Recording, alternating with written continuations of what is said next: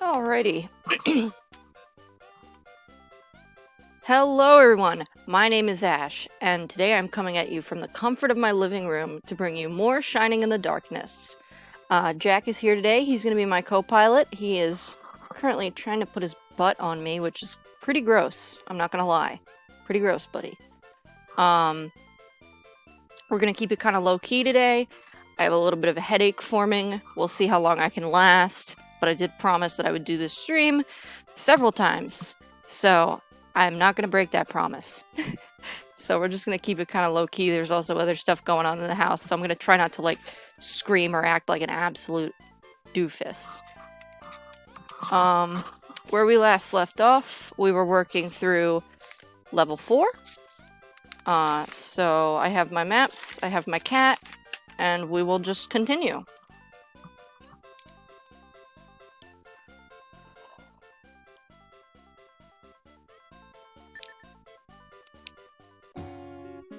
Whoa. It's like a little loud. Okay, that's better.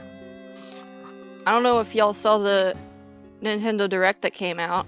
People have been complaining a lot the past couple days because they want a Nintendo Direct. And then one just came out of nowhere. Like, I don't even think they announced it ahead of time. And it was all Mario stuff. And I won't spoil it if you haven't seen it because it was really good. And I was like, I gotta watch this before I go on Twitter or anything. But it was really great. Every 10 seconds they were like, you want another Smash hit? You want another Smash hit? How about some merch? So it was pretty awesome. I was very satisfied. You know what? I want to move this window so I can see, yes, that. Sorry. Okay, right, Grimwall. I love Mario. Mario helped me through a tough time. One of the tough times in my life. So, I'm very excited. I really don't want to say anything in case people haven't seen it. But I'm very excited about a game. And I'm very excited about another game. And that's all. That's all you're gonna get from me. Oh, and I'm also excited about a game that is for Nintendo Switch Online players. That's it. That's all you're gonna get. You're gonna have to watch it if you want to know the rest. It's on YouTube. Go watch it. Where am I? I'm here. Cool.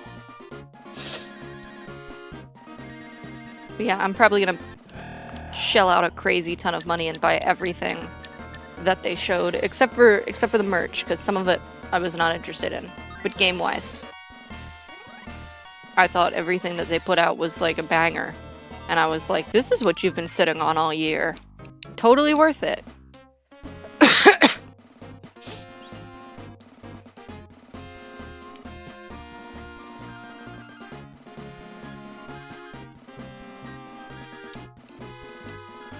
And let me just say, it's very motivating for me to actually put in my order for the Elgato that I've picked out. That's gonna be my capture card.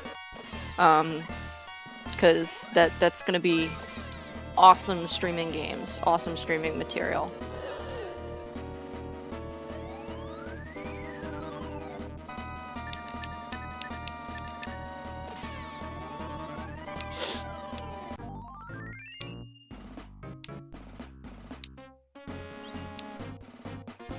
I'm unable to carry another item.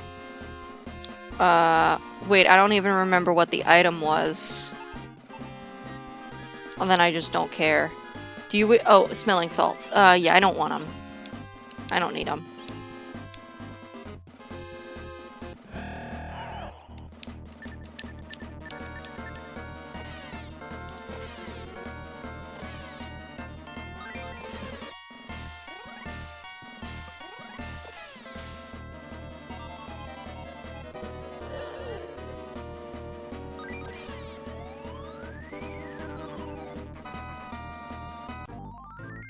Oh, he was like, you know what? This isn't gonna work out for me. I'm just gonna go. You can just forget this even happened.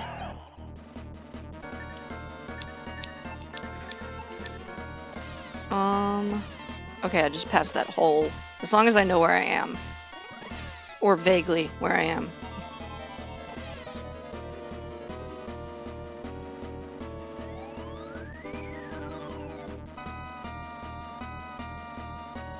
Oh, I'm poisoned. Well, that's not good. It's not ideal.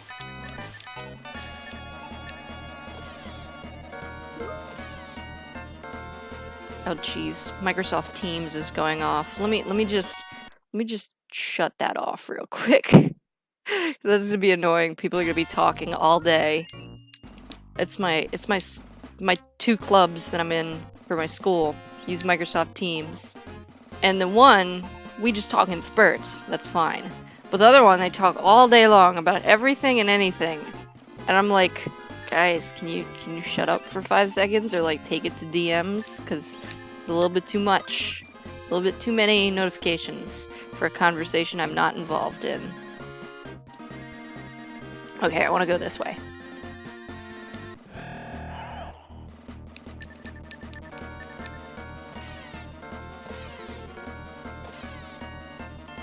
I really hope I get to the point where I'm like one-hit KOing a lot of these characters. Like how like I'm crazy good in the level 1 of the labyrinth and I just like bam hit a slimy ooze and it's gone. Cause the final run where we have to go through all these caves and then get to Dark Soul is going to be crazy long, as I said in the last stream, if I don't somehow get like a lot stronger. I'm hoping if we are able to craft more mithril weapons, that'll help too.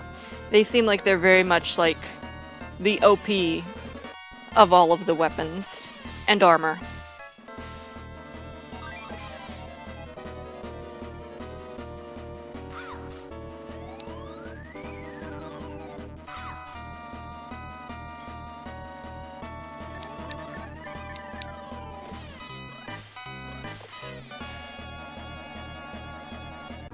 What are you looking at over there, Jack? My cat was like the most lively that I'd ever seen him last night. He was like chasing a bug at like 1 in the morning. And I was like, you go, buddy. You get that bug. Because I don't want it in the house.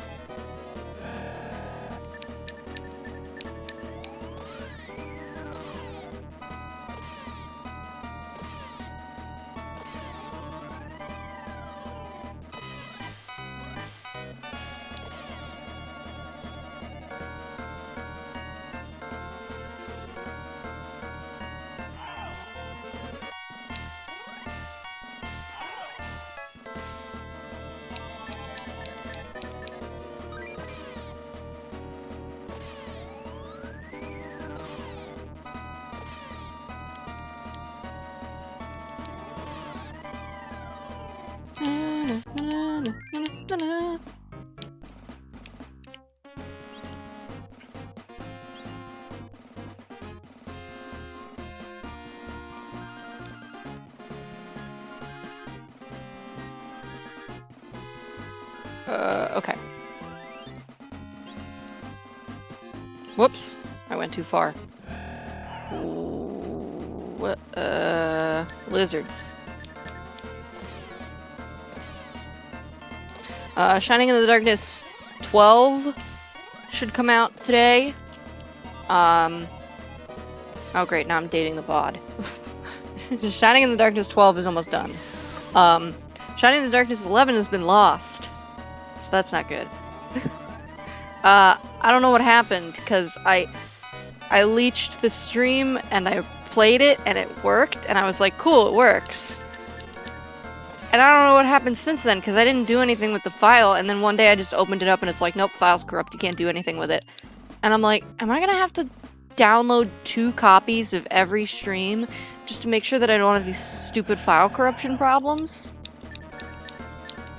It was really annoying. Not that too much happened in 11. Nothing of, what's the word? Nothing of interest happened in 11. rain came at the end of the stream, which I did want to document because we had fun. But nothing game-wise that would cause someone to come in and be like, what the heck did I miss? But it really bummed me out. So I don't know if I'm going to mark stream 12 as 11. I was thinking I was going to put like 11 and then cross it out and put 12. So that way if people look at the thumbnail, they're not going to be confused. Like, where's 11? It's not on the playlist. So that's going to go up. I do have panels that are being made. I finally decided that as much as I wanted to make them, I can't. I don't have time. So I commissioned them. And they're in the process. So those will be up when those are done. As soon as I get it, I will be working on the copy, the body copy. I should probably be working on the body copy right now, but I'm not gonna. I want to get Nightbot installed. That's something that I'm going to be doing in the next couple weeks because I want to do Slay the Streamer, but also because I want to install like some other things with Nightbot, automate some things, especially because I've been having more viewers and I'm heading towards affiliate, like I'm like almost right there, so ask your friends and family to follow me. Hashtag wisploid nation. So I'm gonna get Nightbot. So there's a lot of stuff that's coming up. And also there's a how do you say? What's the word I'm looking for? There's a app that you can put on your streams that my good friend Rain has that I need to ask him what it is so I can install it. It real-time captions to the best of its ability, and I have watched, and it is pretty good. It's on par with how Facebook automated captions work, which Facebook automated captions are very accurate. I've used them. They're very accurate. They're much more accurate than YouTube automated captions. But that will make it so that if someone comes onto the stream and it's live and they have a if they're hard of hearing or deaf or have a sensory processing disorder and an auditory processing disorder, they will be able to have captions that are almost like 95% of the time perfect. Because I don't have someone who's sitting in real-time captioning as I'm live. I don't have anyone dedicated enough to do that, and I can't do it if I'm playing. So that is something that I want. And then also, on YouTube, I'm going to be doing dedicated closed captioning.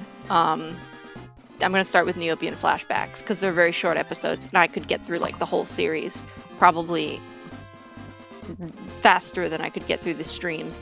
And then I'll start with the streams. I don't know which one I would do first, but doing the dedicated closed captioning takes like a lot of time. I've been doing a lot of it at my job for videos that I've been making for my job. And it takes a lot of time.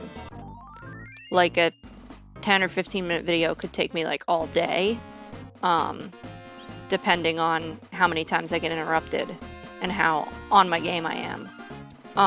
But I want to do it because I think it's important. And even if I do Neopian flashbacks, and in the future, well, actually everything is open up to community captions right now. But YouTube is getting rid of that. And in the future, I get someone to do the captions who has more time than me. That's an option too. But I would at least I would like my pre-recorded content to have captions. And my live streams to have captions when they are live. And then if I can go back and do the 3-hour VODs and get the captions. But I think that it's something that has been on my mind for a long time. And I want to do it. So doing something to the best of my ability at this time is better than waiting and creating even more of a backlog of content that I'll then have to go back and fix. I don't know where I am. The point is, there's a lot of changes coming, both to YouTube and Twitch. There will be panels, there will be Nightbot, there will be the CC app, and there will be CC coming to Neopian Flashbacks for sure. That's the first thing that is on my list, is doing CC for Neopian Flashbacks. Yeah, so I'm excited about that, especially because there's a small amount of Neopets content in the first place, so that's how I prioritized that, not just the length of the episodes, but I was like, well, this other content, they could go watch some people who are better known than me, who have CC, but this Neopets content, there's not CC for any of it, so I should do the CC for that first. That's how I prioritized that, because I think that everyone should be able to enjoy content and stuff, and they can't right now if there's no videos with CC for the. Oh, I know where I am. Okay, I know where I am. Okay, I need to go this way.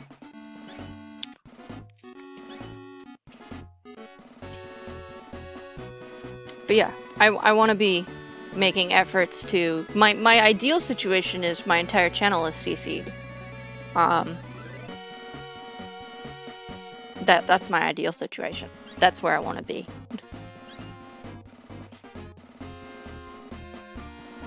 And that's where I should be. But when I first started, I didn't think it was going to be anything more than like me and a couple of my friends watching. So that's where the first mistake came in. Is I didn't do it from the beginning. And now there's a huge backlog. So my goal is to figure out how can we get down that backlog, and then make it a thing that the future someone comes to my channel and they're like, oh yes, I can watch this because this is already here for me.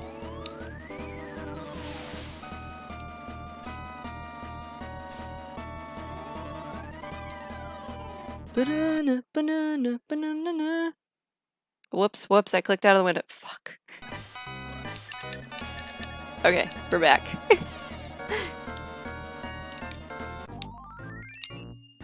Bum bum. Bum banana. Bum banana. Bum bum bum bum.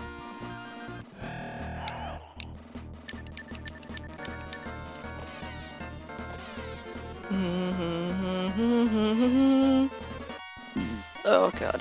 I can't stop burping. I can't stop.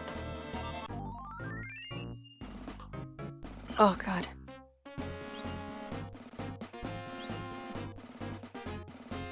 What is going on with this? See, I have the chat open on my phone, and it's being funky. Nope, I got it fixed. Okay, cool.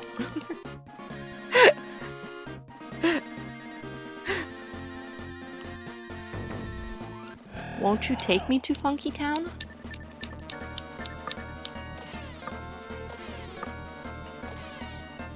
Jack, how are you shedding and I'm not even petting you? You're like shedding everywhere. He's like a sheepdog, but a cat. A sheep Siamese. A sheep cat. A shat, if you will. He's like, what did you call me? I will remember this.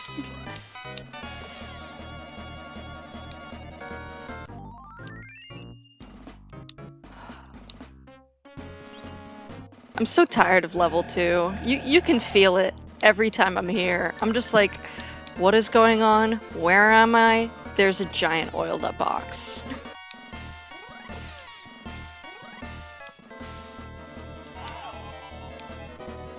Like, I have to be honest, most of the time when I'm in level 2, it's not even registering, which is why I occasionally look down at the map and I'm like, where am I? What is going on? What is happening? It's because I genuinely don't know. Okay, Milo's getting a little bit low, so let's heal his dumbass. Alright, cool. Onward. What is with all these Reapers? What is with this abundance of Reapers? Where are they coming from? Is there like a portal to hell just sitting in one of the walls that I just can't see? Can I just plug it up? Can I just put a giant cork in it?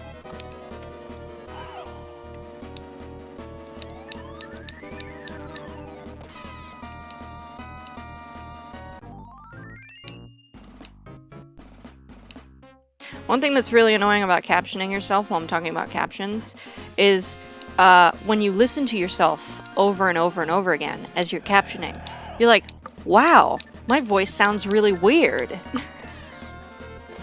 It's one of those things where if you say a word repeatedly, like, what's a word I could say? Word, word, word, word, word. As you repeat it, it sounds less like a word. That's how it is with listening to your own voice. As you listen to your own voice, the first time you're like, yeah, that sounds pretty good. Second time you're like, yeah, that still sounds pretty good. Third time you're like, I'm getting a little tired of hearing myself, but okay. The fourth time you're like, I don't sound like a human anymore. How do people communicate with me and not, like, laugh at me? Like, because I've watched my videos over and over again on my own, but never, like, repeatedly the same sentence over and over again 16 times to caption it. And it's definitely a different experience. You're like, wow, I don't sound human. I sound like an alien trying to communicate with the human world. And I guess that's just part of just listening to something over and over again. Because when I listen to myself normally, it's not a problem. Oh, fuck.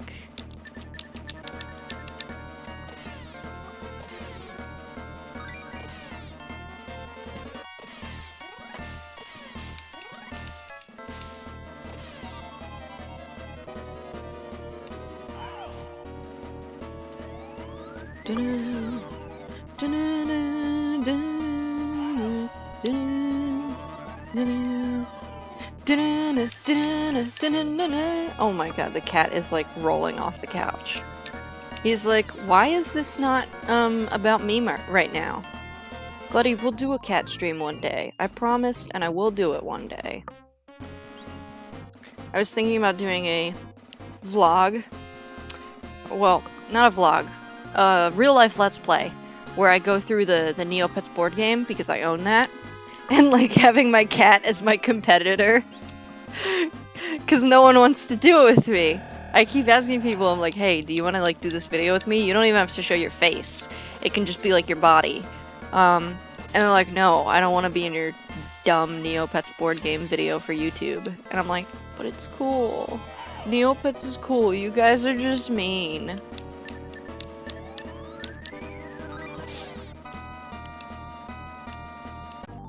So yeah, at least the cat can't get away from me. Unless he walks away in the middle of the video. And then I title it, Local Cat Rage Quits. Epic Fail. Miyamoto pee-pee he pants. I have such a headache. And I get a lot of tension headaches too, and then I put these headphones on, and like they feel super comfortable when I'm wearing them, and then I take them off and my brain is like, oh my god, we were actually under all this stress this whole time. And I was like, what? Well, why didn't you hurt earlier? Like, why didn't you hurt when the headphones were on to give me a signal that I should take them off? But no, they're so comfortable that I don't even notice when I'm wearing them, and then when I take them off, I'm like, ow, ow, my brain hurts, my everything hurts. Oh, Pyrrha is kind of dying a little bit.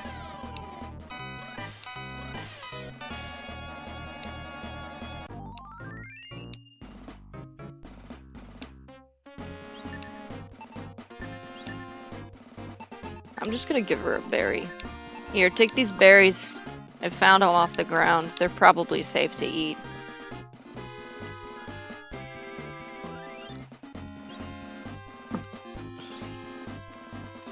Okay, long hallway. Chrome ball. As God is my witness, please let this be over fast.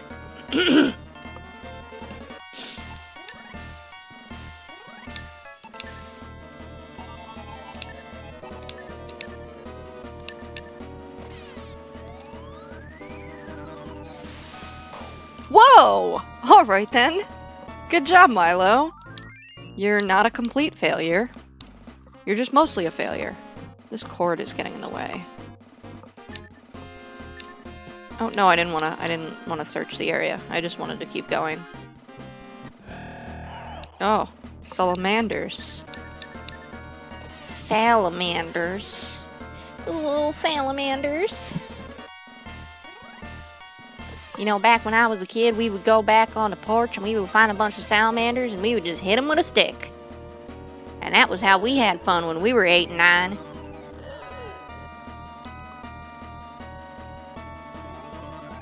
Oh, my boyfriend is like, by the way, that Mario game is a limited release. You gotta get it before March or something. Yeah, I'm gonna buy it today.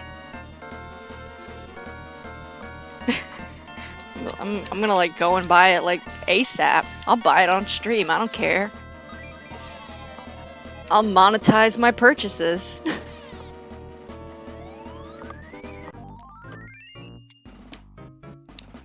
Okay. Oh, I'm in the long hallway. Alright.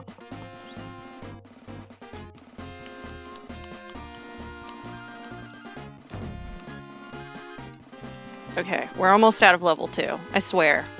See? Big hole. And then this is where the sentinels are, which I'm gonna ignore all of them, even though they're probably worth a ton of EXP, and I should probably be fighting them every single time.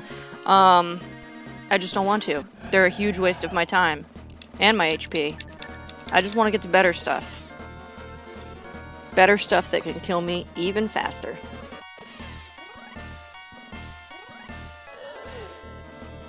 It's nice having Jack here, because he's like a little table for my arm. He's so big! He's like a slab.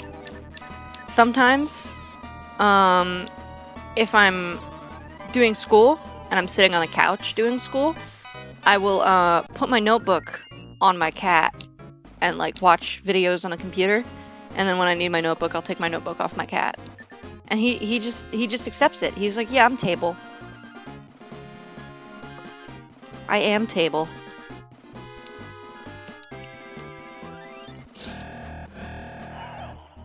Oh, not the demi-whites. Okay, we gotta get rid of these dudes, because they're gonna give me a headache.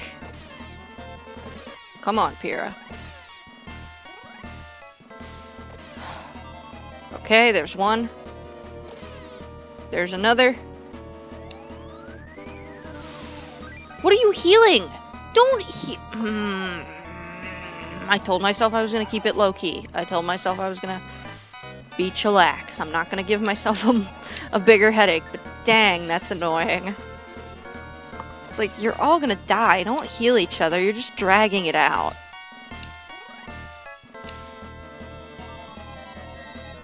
Oh, he's sucking my points out of me.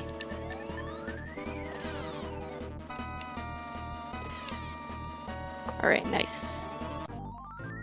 Remember, kids, don't chop down trees. Hit them with a sword instead. It's faster. Okay, I want to do some healing. I need healing.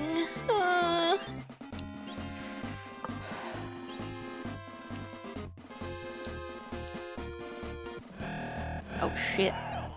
Okay, only one demi-white. I can easily kill that.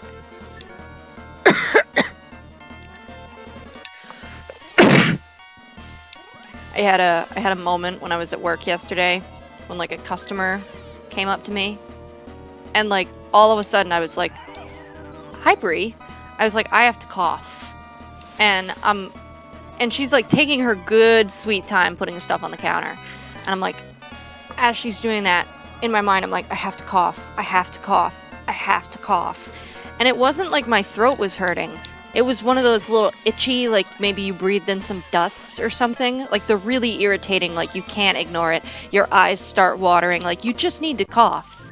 But I didn't want to cough because I didn't want to be like off-putting to her. So I'm like, as soon as she walks away, I can like go in the back and cough as much as I want. But she was there for like a full 4 minutes.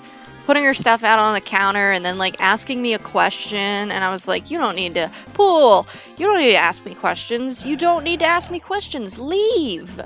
But she didn't. And so then I'm like, well, I'll just turn my head to the side and I'll cough once, and that should be enough. It's just a little tickle, but it was not enough. It was like, it was becoming more intense, and I was like, oh god, it's gonna turn into a coughing fit now. And she was like, hey, can I have a bag? And I'm like, of course you can have a bag, please leave. And she's like taking her time bagging her stuff, and then I'm like, oh my god, I need to cough more. So I turn to the side and I let out one more cough, and she's like, are you sneezing? And I'm like, no, I'm coughing. She's like, oh, do you need to go home? And I'm like, no, it's just a little itch in my throat that I suddenly got coincidentally because you're here. And she's like, well, all right. And she goes back to putting her stuff in her bag. And then I'm like, I have to cough more. Oh my god. So then I coughed like 3 more times. And I'm like, oh my god, please let this be over. It was so embarrassing. And then after she leaves, I didn't have to cough anymore. Like, I was like, oh, I'll sip some water or something. No, I didn't need to sip any water. I was fine. It was as soon as she left, I was okay.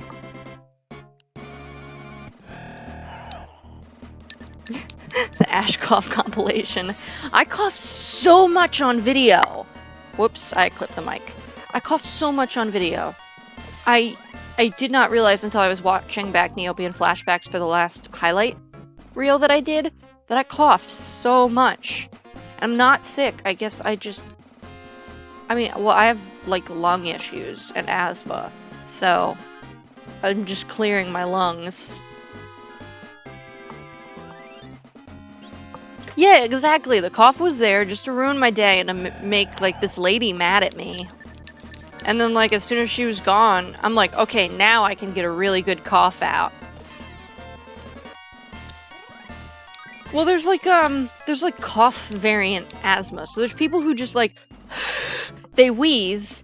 And then there's people who, they cough, and then it becomes, like, a wheezy cough. It's called, what my doctor said, very scientifically, a queeze. That's literally what she said years ago. I had, when I was a little bebe, I had bronchitis. I, like, came out of the womb with bronchitis. And I guess because I had bronchitis, also because asthma and stuff, like, runs in my family, they said that I have this asthma that has to do with the bronchioles, and it's like higher up in the lungs, which is why I have this cough when I wheeze. I don't know. It was years ago when I went to the ER the one time, and some of these nurses were like, you don't have asthma, you're coughing, what's going on? And then, like, the doctor was like, no, you have this very specific type of weird asthma that is asthma and is treated exactly the same, but you just sound different. And I was like, cool. No one's ever gonna believe me when I repeat this, but cool.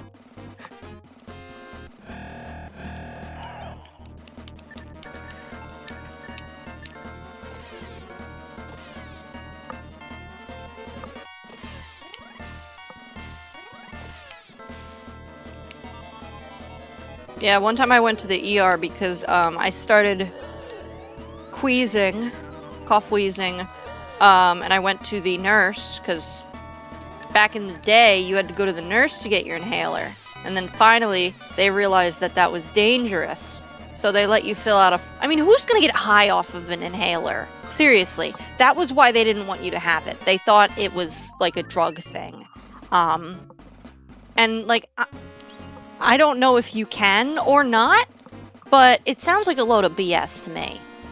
But years later, they had a form that you could fill out and have your doctor fill out that says that you are trained on how to use your inhaler. I think it was also maybe a liability thing, like they wanted to make sure you were using your inhaler properly, because if you were self-administering and you didn't know how to use it, and then like you died because you had an asthma attack and weren't given your medication properly, they didn't want to get in trouble. I don't know. But for years I had to go to the nurse to get my inhaler, and then when I was in high school, finally they were like, no, you can fill out this paperwork and you can have your inhaler. Okay, see ya. And I had this big asthma attack that I walked down to the nurse, and I was still having the asthma attack, and I think it was something related to the grass at gym class. It started like in the middle of the day. And she gave me my inhaler and nothing helped. So then she called my mom. And my mom came and got me. And we like drove to the hospital. And I like was like coughing and wheezing for like 4 hours. Like a really long time. And then they just gave me more medication. They put this mask on my face and it has like the same medication in the inhaler. And they just were like, yeah, we're just gonna give you like a 4 times dose and see if that helps. And then I was fine. But like, the nurses were like, how are you coughing so much? Like, it did not stop. I was coughing like every 3 seconds for like 4 hours. And my mom was there. She saw it. It was real. She was like, no, yeah, it's been like this the whole time we were in the car. Like, we had to drive like 45 minutes to the hospital. And it just kept going. Like the Energizer Bunny. My chest really hurted after that, too. You cough for 4 hours non-stop, your chest will really hurt. But I don't get that bad anymore. It's pretty under control, I'm not gonna lie.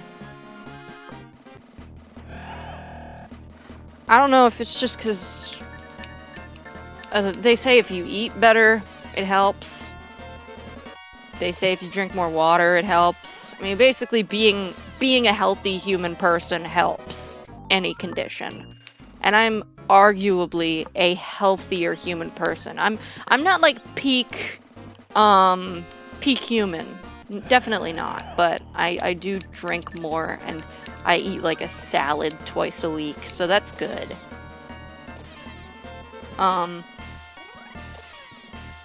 Yeah, it doesn't seem to bother me as much. I also like kind of know like triggers and stuff and when to like get away from things. So maybe that is part of the reason. Or maybe I'm just becoming stronger. Maybe I'm becoming like an X-Man.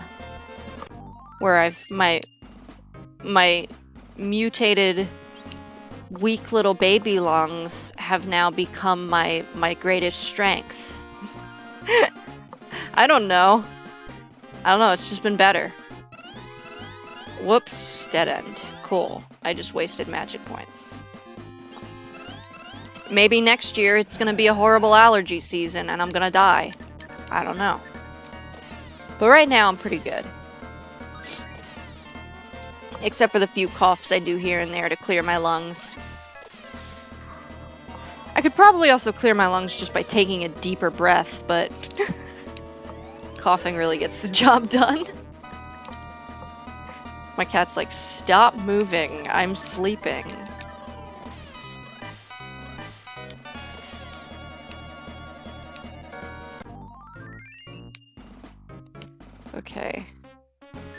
Okay, so we want to go this way.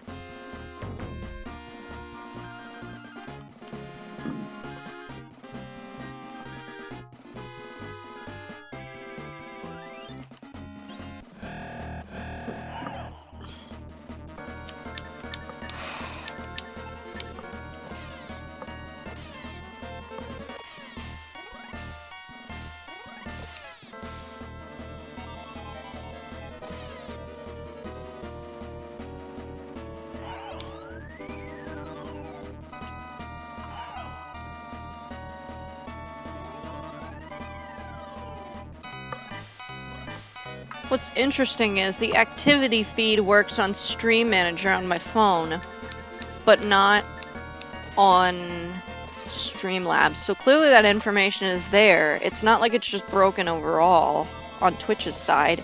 It's just broken on Streamlabs' side. God, I really want my mini feed to work. There's gotta be a way to fix it. I did get a bunch of new followers when I put out that promo tweet, and also some friends from school followed me. If anyone's here, thank you very much. I did not get to thank you individually on stream because it wasn't while I was streaming, but I'll read off some people. Thank you, Tan Kitten, Hope Balope, Pixel Scum, Daedalus, Card Clash, Ika Polka, Wombat Dance Party, and Fidgety Frolic, because you guys were all recent. Ika Polka. I was watching I've been watching Korone Inugami. She's a VTuber. With little, you've probably seen her on Twitter. She has little dog ears. And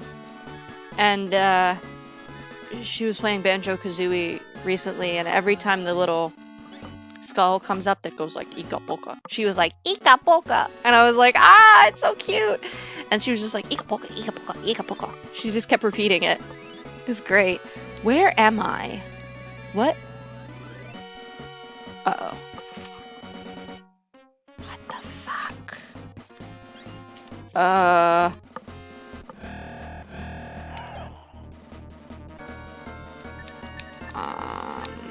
Can I just run? Oh no, I defended. I want to run. I don't know where I am. I don't know where I am.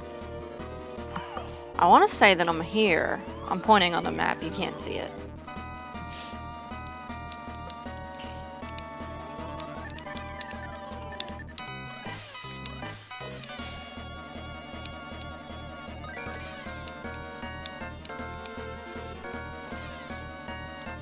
Okay, I think I'm supposed to go to the left. And if I'm wrong, well, not surprising. Yeah, this seems about right. Oh, I'm poisoned. Oh, I should probably fix that. Wait, who is poisoned? Which one? Me. Yes, it is me. Okay, cool.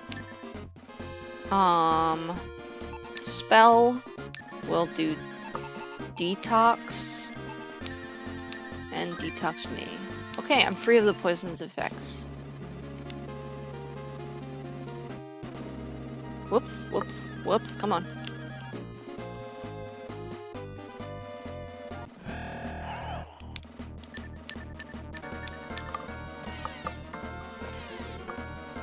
We're almost through level 3. That's good. We're like halfway.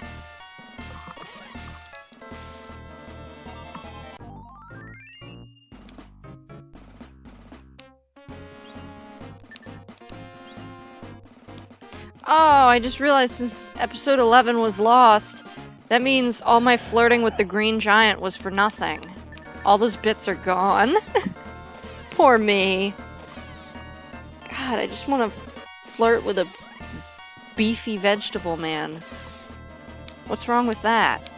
He's gorgeous.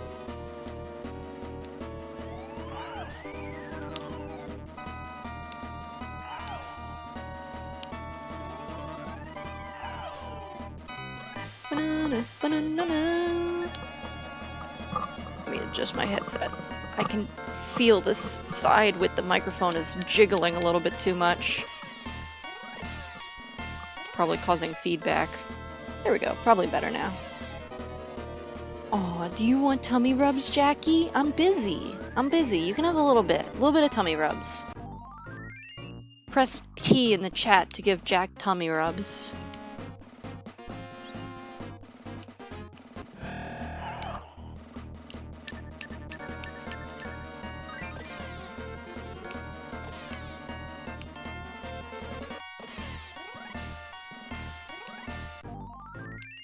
Okay, I am...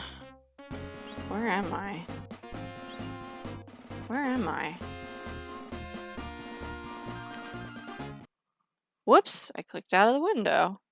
Where am I? What?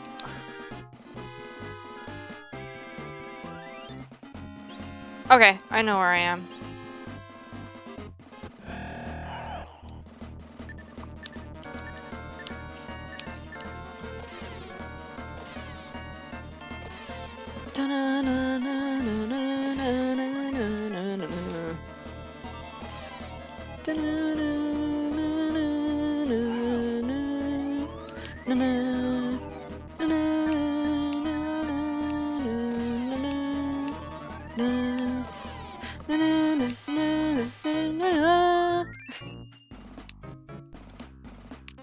Okay, so we need to heal Milo. And it wouldn't hurt to heal me either. What is that potion we have? We have some kind of potion. What is this? Herb water. What the heck is herb water? Now I gotta look this up. What's herb water? Herb water. It doesn't say. Herb water. Gotta be an explanation for what this item is. Herb water? Oh, there's like an article, but it's empty. Dang. Herb water shining in the darkness. Wait, no, it's here. It's on category shining in the darkness items. Okay. Herb water. Cave of Wisdom. Revives dead allies. Oh! Oh, right, I remember. I was, like, really mad because I didn't know that that item existed. Okay. So we do have that. I'll have to remember that that's in my inventory.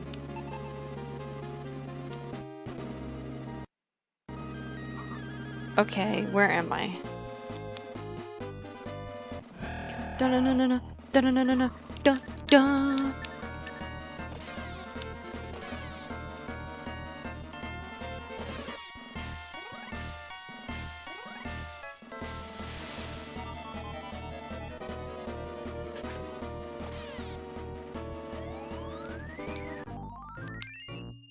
Bum bum.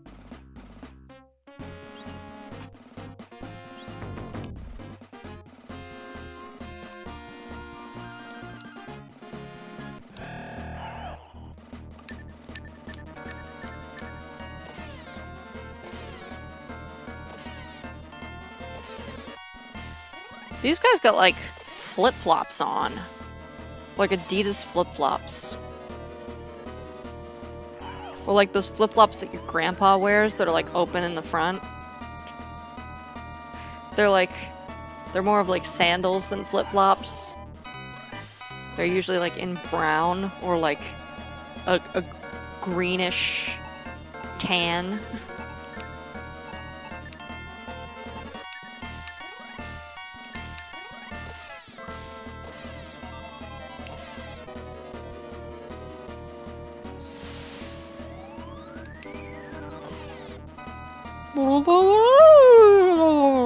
Love that part.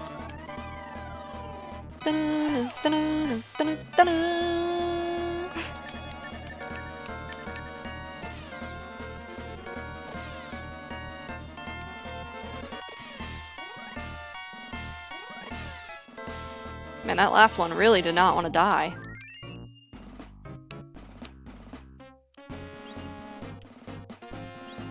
Oh, I'm poisoned? Who? Oh, Milo. With a taste of your lips, I'm on the rise. You're toxic, I'm slipping under.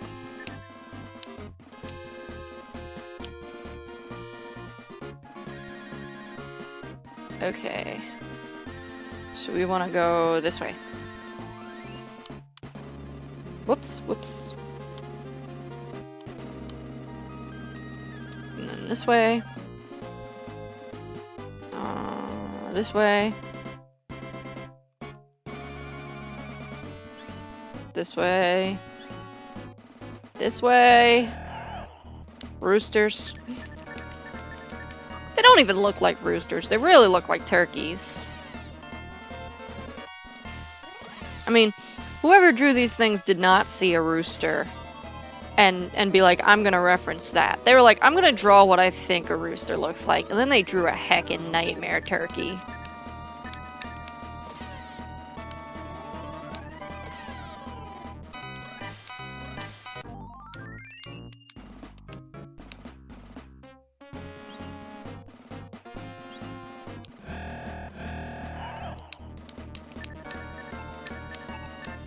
Is Tommyhawk supposed to be based off of Tomahawk missiles? It's gotta be. That can't just be me.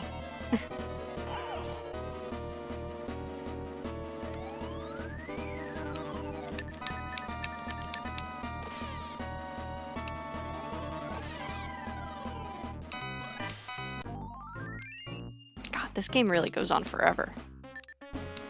There's so much game to this game.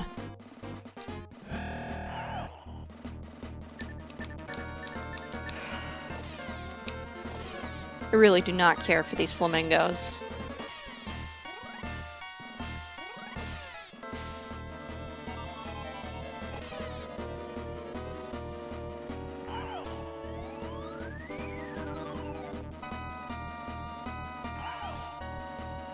This is the exact opposite of Moon. This game.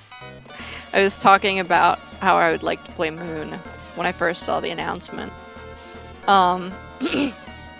This is the exact opposite of Moon, which is revive everything. This is kill absolutely everything or you will not progress in the game. You will spend 95% of your time killing things. See, this is what I mean. It's been 50 minutes and I'm still in level 3, and there's still level 4 to get to. We haven't even gotten to the new stuff. This is how long it takes to travel. And, like, I'm going the closest way I can go. It's not like I'm taking the long way. I'm dying. Let me get another healer fruit. Oh, I went up a level. Always love when I gain IQ points. What is it like to gain an IQ point? Like, does your brain just suddenly become beefier? Like, are you like, oh, I feel smarter? Or is it more of just like you are acquiring more knowledge? You're not actually getting a beefier brain. Hey, welcome back. Okay, cell door. That's a pool. That's a pool. This way. Griffins.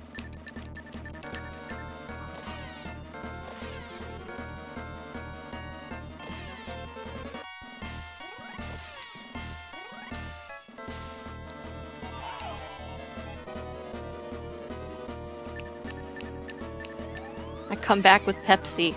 Oh, I love Pepsi. Whereas I sometimes call it, when I can't spell on Discord, Peepus.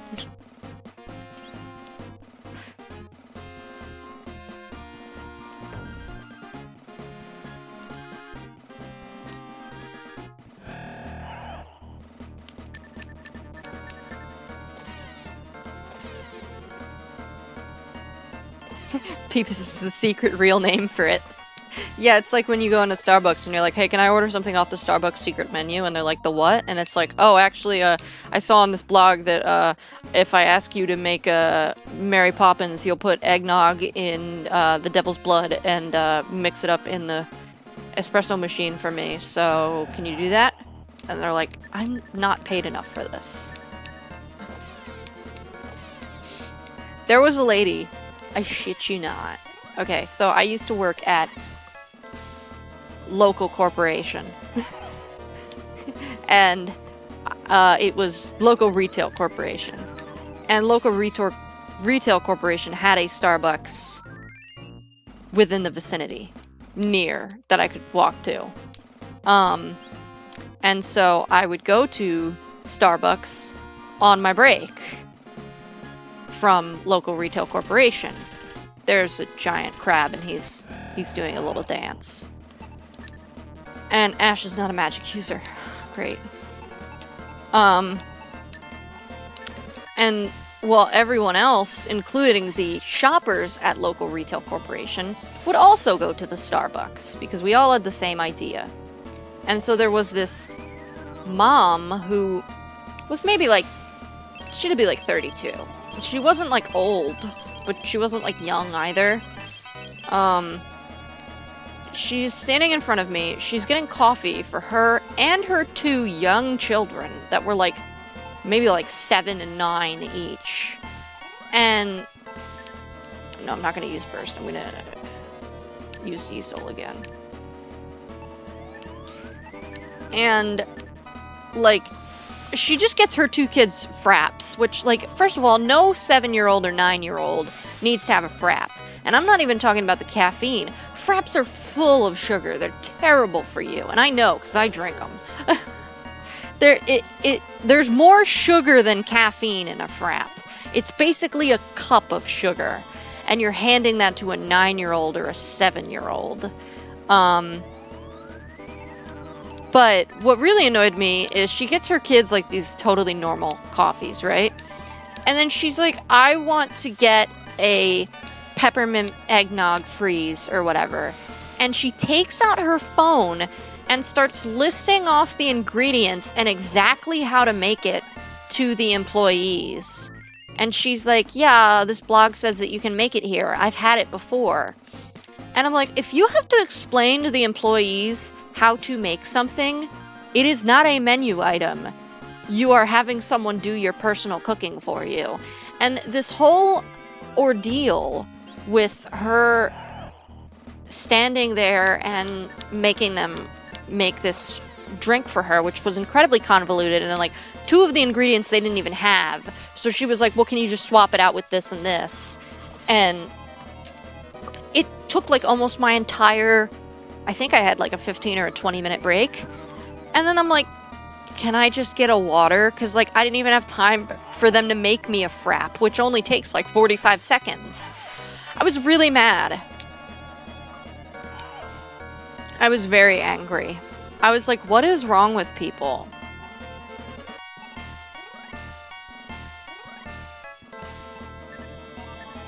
Yeah, I mean, like, if you have to explain how to make what you're ordering to the employees, maybe you're an asshole. And I was so angry at her. I almost yelled at her, but then I realized I still had, like, my badge with, like, local retail corporation's name on it and my name on it. So, like, she could easily go to local retail corporation and be like, yo, your employee was incredibly rude to me. So I just held my tongue. But then I told all of my coworkers how much I wanted to, like, punch that lady in the face. Ooh, you found Elvenhood! Wait, wasn't that an item that we needed? Let me go to the items that we're currently using. I think Elvenhood was one that I wanted. And I was like, great, I have to go to fight a bunch of enemies and I'll probably never get it. Yeah, it was definitely, she deserved it. If I punched her, she would definitely deserve it. Okay, Elvenhood. I'm gonna pull up the wiki in a second and show it to you. Okay, item equipment guide. That's not what I want. I want the other wiki. The other wiki, not this one. Shining in the darkness enemy, shining in the darkness. I don't know why they messed it up that I can't search helms anymore in the search box. It just doesn't work. Okay. So, window capture. There it is. Cool. So, Elvenhood is 22. Ash has Light Helm, which is, wait, Elvenhood can only be worn by Milo or Pyrrha, so forget Ash. Pyrrha has Royal Tiara, which is 16 and has no special abilities. Milo has Magic Hood, which is 18 and increases magic defense. I think since Milo has the higher one, I want to increase Pyrrha. I want to put the Elven Hood on Pyrrha, and I guess I'll keep the tiara because that's Princess Jessa's tiara, and I don't know if there's like some sort of special event if you bring it back to her. And if there's not, then I'll just sell it, but I don't want to sell the princess's crown because I think that would be kind of, I mean, she might be dead right now. So let's at least figure out if she's dead or not before I sell her belongings. Okay. It would be helpful if I clicked back in the window. Also, I have to go to the bathroom really bad, so let me do this and run to the bathroom really quick. Okay. I have no more healer fruit. Cool. Da-na-na-na-na, da-na-na-na-na, da-da! I could be like Cassie and I could just flush the toilet on stream.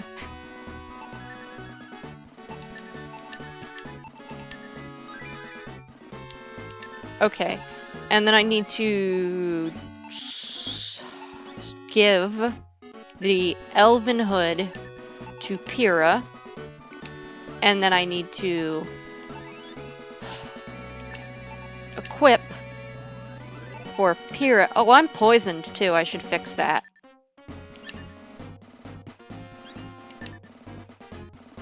What? Why can't I...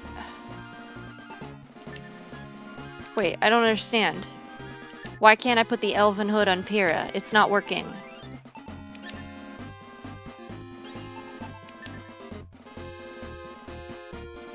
What the heck?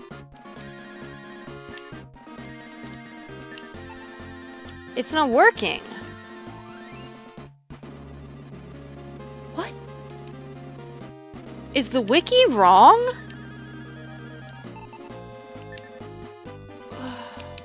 Can I give it to Milo? Because it also said he could use it.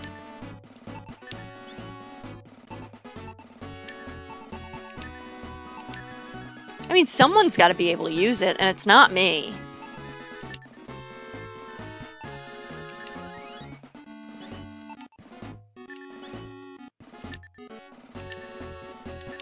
Yeah, see, it's an option for him. Okay. Well, maybe I can give the magic hood to Pyrrha. Because that'll still increase her stats, and then I increased hers and Milo's stats.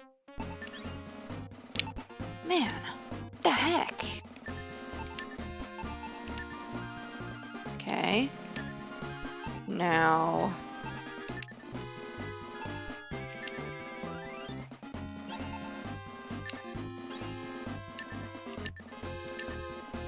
Okay, so yeah, that's exactly how it is.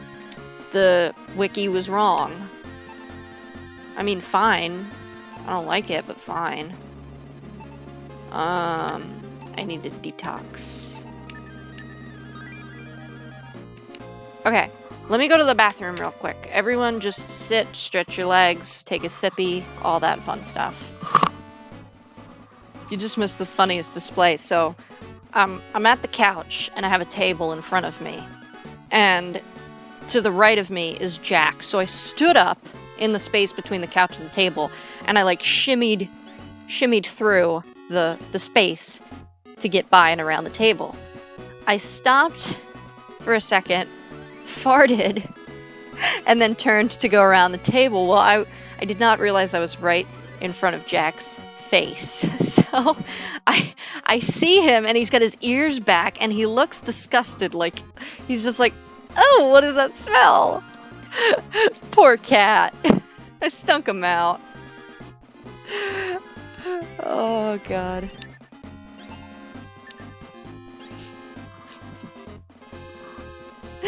Okay, I need to use the mystic rope. It's okay, he'll live. He's stuck his face in his own poopies before.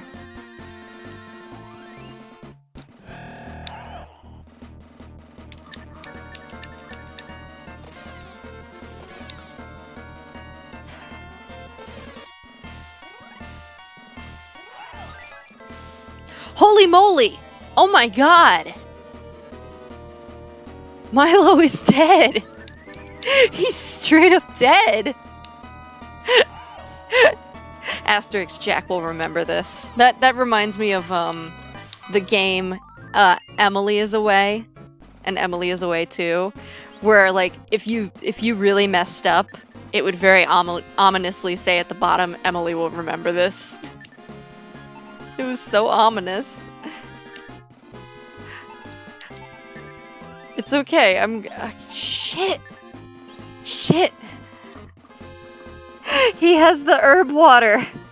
I can't use the herb water if he has it, and Milo's the only person who knows how to revive. What I'm gonna have to do is fill up Milo's inventory, I think. Okay, Jesus.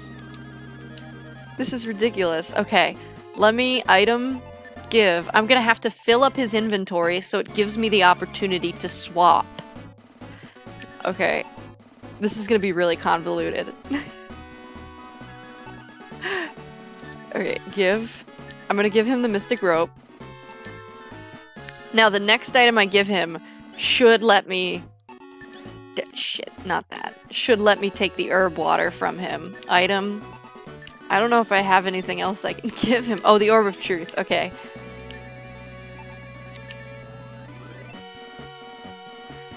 I'm they're just like swapping items between each other's backpacks while Milo's dead on the ground.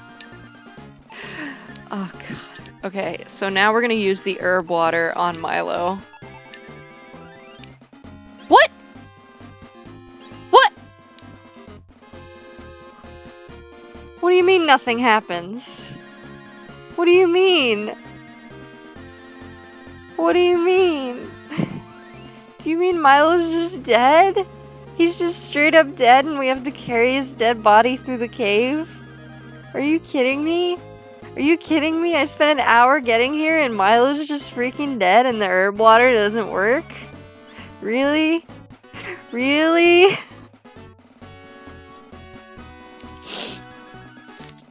This is so fucking unfair.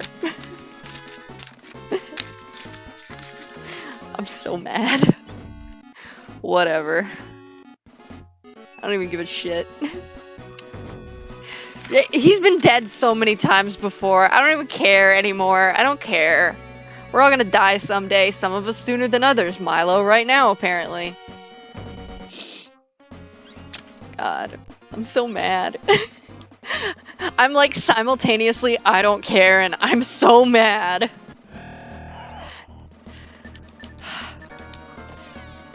I didn't even see how he died. I was too busy talking about my cat to even notice what killed him.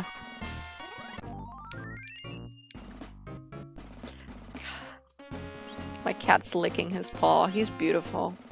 Jack, you're the only thing giving me hope for the world right now. I hope you know that.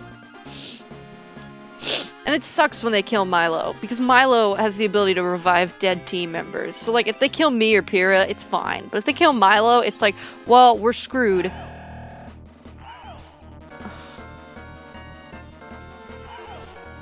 I went down the wrong hallway, and I'm getting the shit kicked out of me.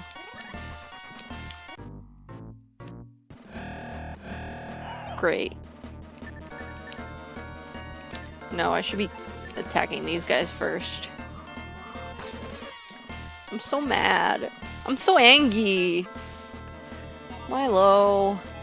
He's not even gonna get EXP either, because he's freaking dead. He's straight up dead.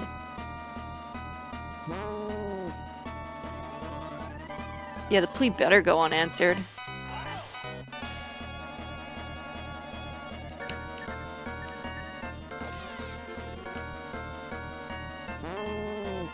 No! Meat zombie! Ew! That's just such a gross name. Meat zombie. I love cats. I love their little ears.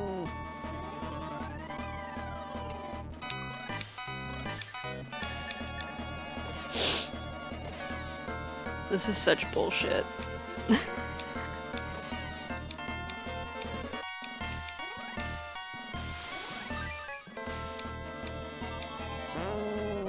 Stop! Meat zombie too! I'm pissed. I'm so mad. Stop! Are you kidding me? This is ridiculous. Stop. Stop summoning meat zombies. Just stop.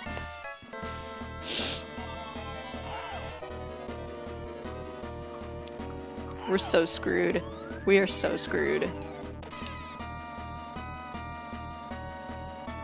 Who's that, Jackie?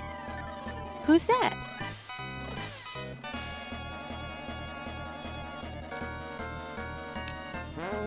No, stop. Stop. Just stop. Just stop. Okay, so they're gone.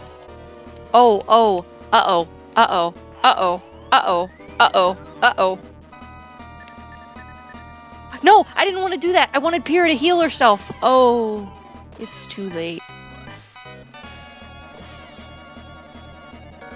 Everything sucks right now. Everything sucks. Well, Pyrrha's dead. Well, I'm dead. Cool. Great. Great. I fucking love it. Listen to this song, by the way. Whoops, that's... There's way more to this song than I ever thought there was.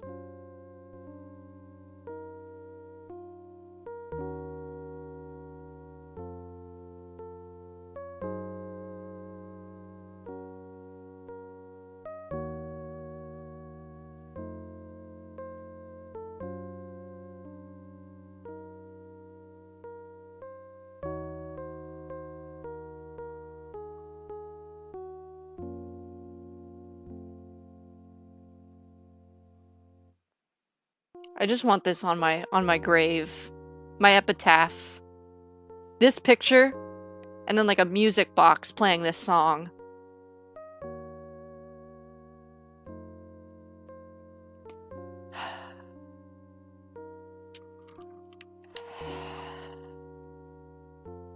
Valkyries deliver the remains of Ash's party to the shrine. I summon forth the soul of Ash. Ah, good. You live to fight another day. You must be more careful. I may not always be around to help you. At least my mom's not laughing at me this time. The past couple of times that I died, when I was like, Valkyries deliver the remains of Ash's party to the shrine, my mom was like laughing under her breath. And I was like, rude. But at the same time, like, I get it.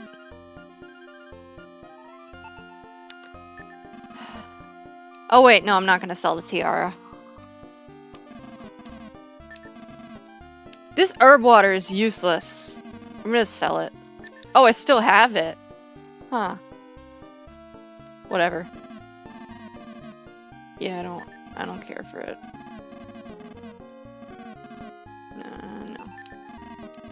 No. You can't do anything for me. Unless you can set me free from this awful hell. Okay, so let's real quick update our list. Milo has... This pen doesn't work. Milo has Elven Hood. And Pyrrha has Magic Hood. I don't think unless we have like 40,000 gold, I don't think we can buy anything, so... we have 22. Yeah, I've pretty much bought all the items that are around 20,000, 25,000, so I'm just gonna go to the alchemist, and we're just gonna get right back into the caves.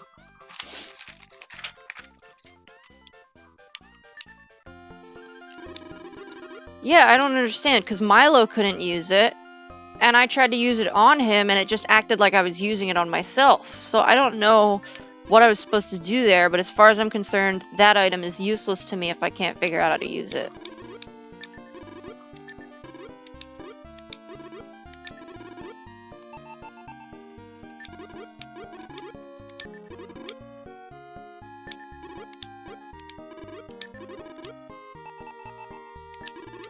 God, just let me buy like 6 of these. Oh no, I don't want the herb. This game is very goofy. There's a lot of heart to this game. Oh, he can't carry another item. Okay, yeah.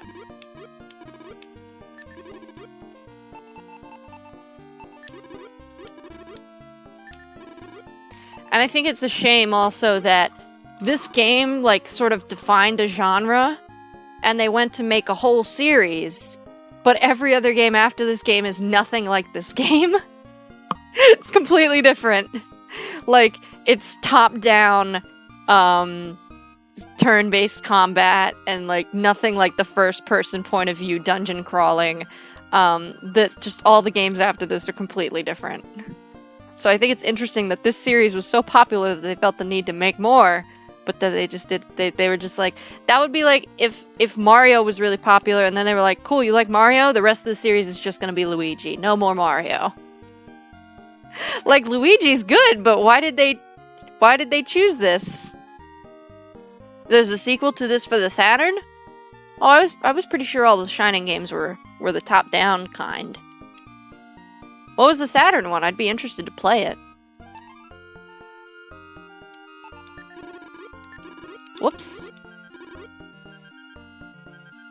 Shining in the Holy Ark. Oh, I do think I heard of that.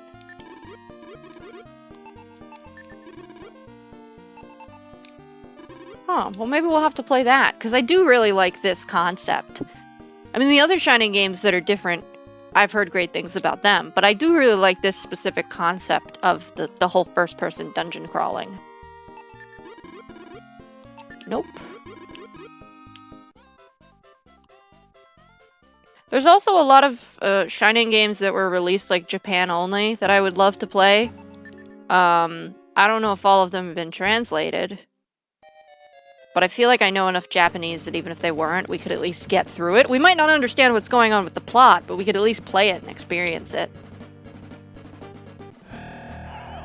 One singular cave slug.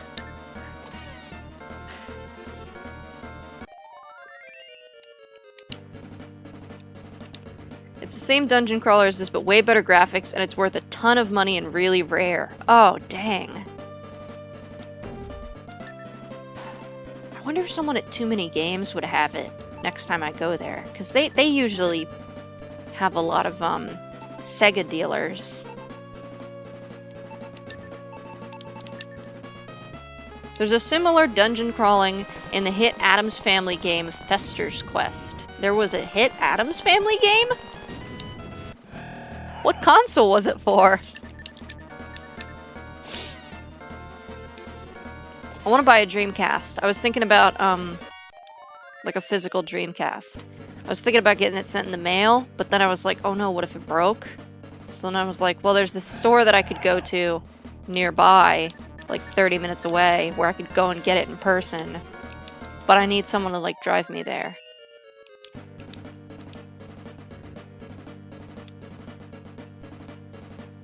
Also, it's not a good game. You just said it was a hit. Was it a hit or wasn't it?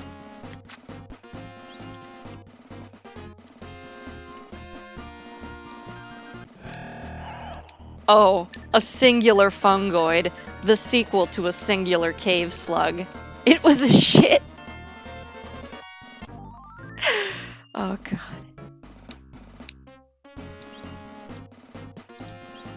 I didn't have an NES. I've still never played an NES. I've played a couple NES games on, like, emulators, like NES Online and stuff, and when they've done, like, you can buy, like, a compilation, like a Nintendo compilation, what was it called? Mario All-Stars, stuff like that. But I never had an NES, and I never had an SNES. I didn't have Nintendo until the Wii. Thank God.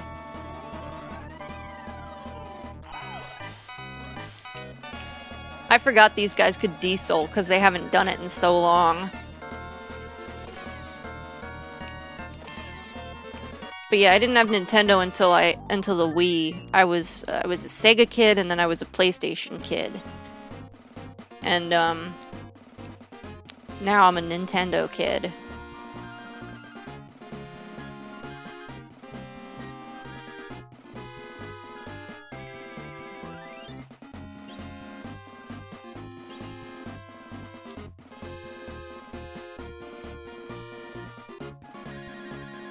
Here's a video of Shining in the Holy Ark. Okay, I'll check it out.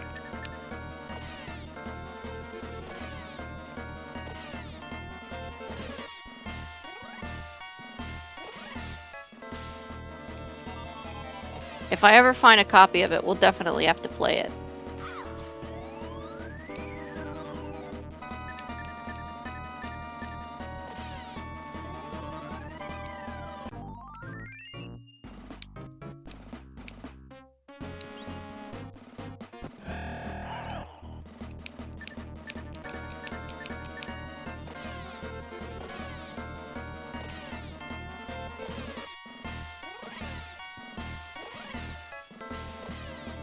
I think this is the most fungoids I've ever seen on the screen at one time.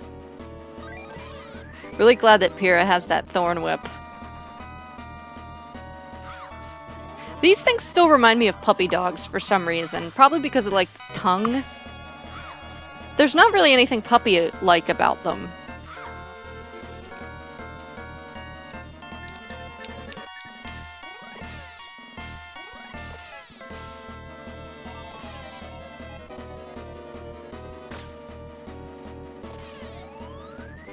I would get a pet fungoid.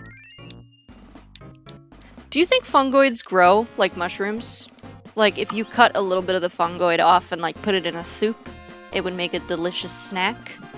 And then, like, if you watered your fungoid, it would grow more mushrooms? Just trying to think about what the physics of this universe would be. I don't know where I am. I have to be quite honest. I don't know what section of the cave I'm in right now at all.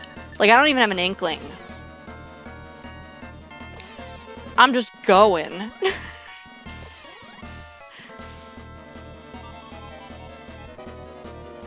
I could be in the totally wrong spot right now and I wouldn't know.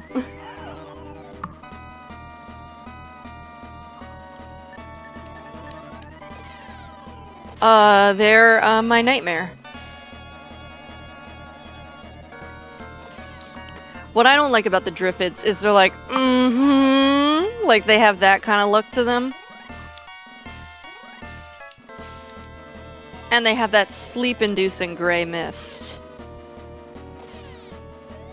I think we wake up after the battle's over, though. Yeah, they have like a Tim Gunn vibe to them, but they don't look like as hot as Tim Gunn. I can say that, right? I mean, I know he's like way older than me, but I think he's pretty hot. Oh, I know where I am. Wow. I must have like blanked out the entire time that I was getting to this point.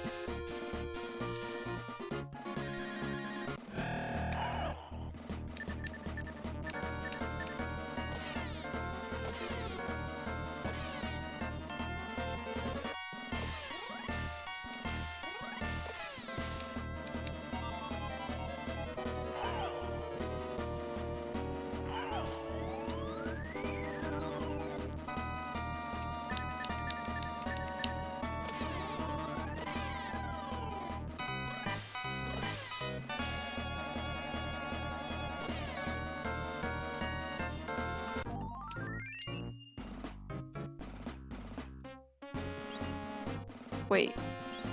Okay, yeah, I'm where I'm supposed to be going. Great, now I have to fight this thing again.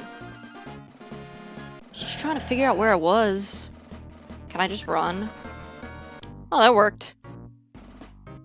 Don't feel like fighting a thing I literally just fought 2 seconds ago. Okay, we're gonna go here.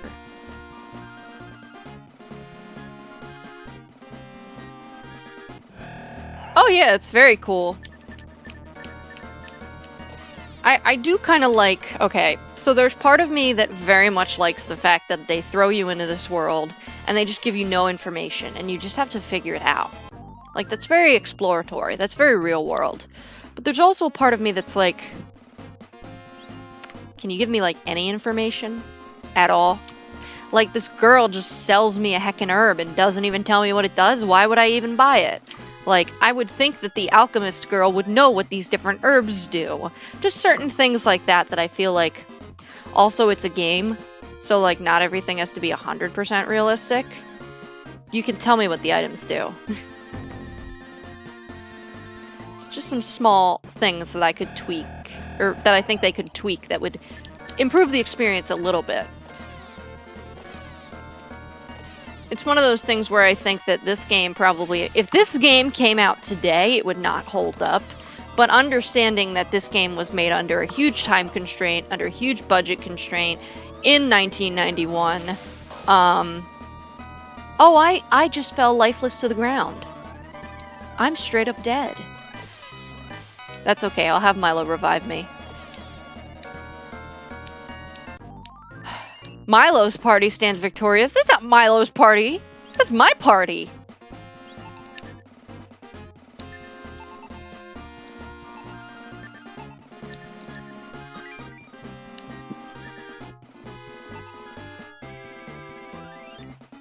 Okay.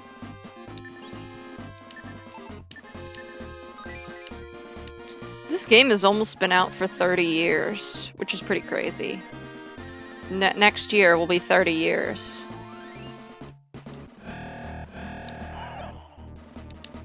I mean, this game is like... This game could be like a mom with 2 kids and a dog and like a husband and like an ex-husband. Almost as old as Mario. Yeah, this is a really old game. 1991.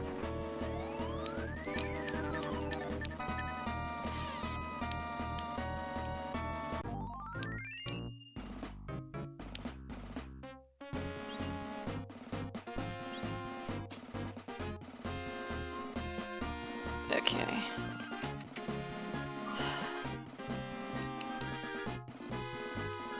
I feel like I'm gonna be 30 years old by the time I finish this game.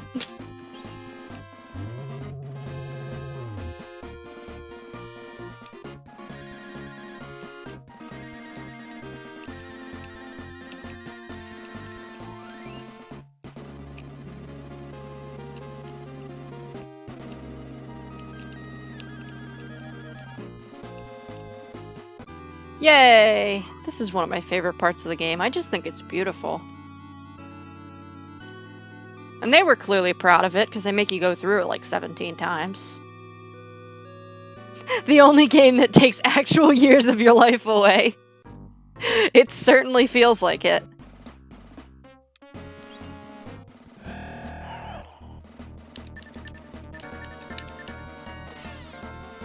As much as I make fun of the characters that are like flipped on the y-axis and the colors are inverted, they really did make a lot of, if you think of just the unique enemies, they really did make a lot of unique enemies for a game that had a much shorter development time than most games now, and had a much smaller development team. You know, they really did put a lot in this universe, and you know, they always say you should show, not tell, when in writing, because writers have a tendency to want to describe everything and to go very in-depth and to explain everything about their universe. And sometimes you want to plan things about a universe, but not actually tell those things. You hint at those things. You keep those things as like a thread that goes throughout the universe that's not really talked about in depth. I'm sorry, I clipped the mic twice. Because you don't want your book to read like a textbook. You know, when you think about the Pokemon world and how much they've explained to us, but how much we still don't know about it. Like, the food, what is that? I'm sure they know, but we don't. There are many questions that you can ask about how Pokeballs work. They could probably go into all the technical specifications of how a Pokeball works. But if they explain that in an episode, it would probably be incredibly, incredibly boring and a huge turnoff to the people that are watching the show. So you show, not tell. And I think this universe does the perfect level of that, where they show you things, they show you these creatures. They tell you a little bit about the trials, the cave of strength, the cave of truth, the cave of wisdom, the cave of whatever. I can't remember the last one. They tell you some of these things, but most of it is just shown to you.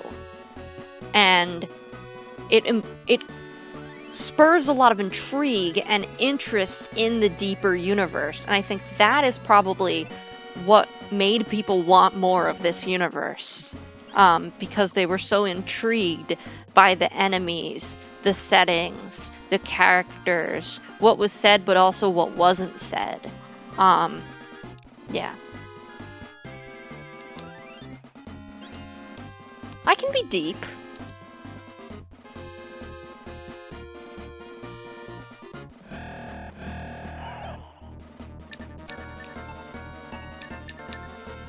I'm gonna take out these guys first because they hurt my head when they do that burst attack.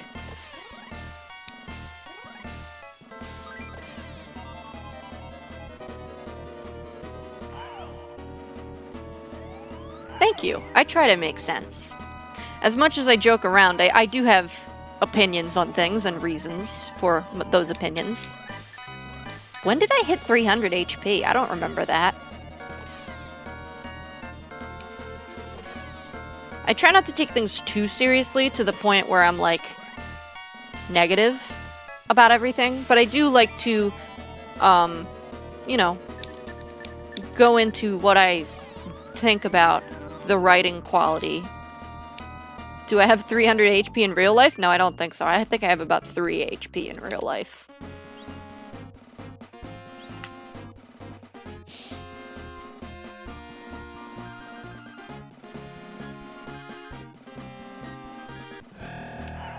And I think it's also interesting when you talk about old games to talk about what they did good and what they did bad. Because you can look at new games in the context of that information. And you can look at what did they take from the success of this game and then use in their next games. And is there something that maybe was great about this game that didn't make it into the next games, and so on and so forth. Like, a lot of people have the complaint that Zelda games these days have too much tutorial, and it is not optional. And I think tutorial is great for people who, maybe it's their first game and they don't understand, and maybe they're children and they can't just go up and look a walkthrough. I know as a child I would have appreciated a lot more tutorial in games. And I think there's no harm in repeating something during a tutorial, or giving someone the ability to go back and see something, because I'm very bad with details. I forget things. I forget what I did 2 seconds ago. But I think also for people who don't have that problem, I understand that's a me problem. For people who don't have that problem, being constantly bombarded with tutorials like that and reminders of things that they have stored in their brains is really annoying, and it's a turnoff. So I think there is a balance between what you can do. I think Story of Seasons Friends of Mineral Town, which I've been playing, and you've probably seen on my Twitter a little bit, me sharing some memes from that, does an amazing job with their tutorial. So they kind of do what Shining in the Darkness does, where they throw you into this world, and they give you little prompts for how to do the basic controls, but they don't explain the entire universe. They don't explain, for example, they just say plant your seeds and water them every day and your plants will grow. They don't tell you how long it takes for the plants to grow, what is like the optimal amount of seeds to plant, which seeds work in which seasons. Those are things that you figure out as you go. And they also have the bookshelf in your house that has reminders of the basic things they told you. And then they have the library in the town.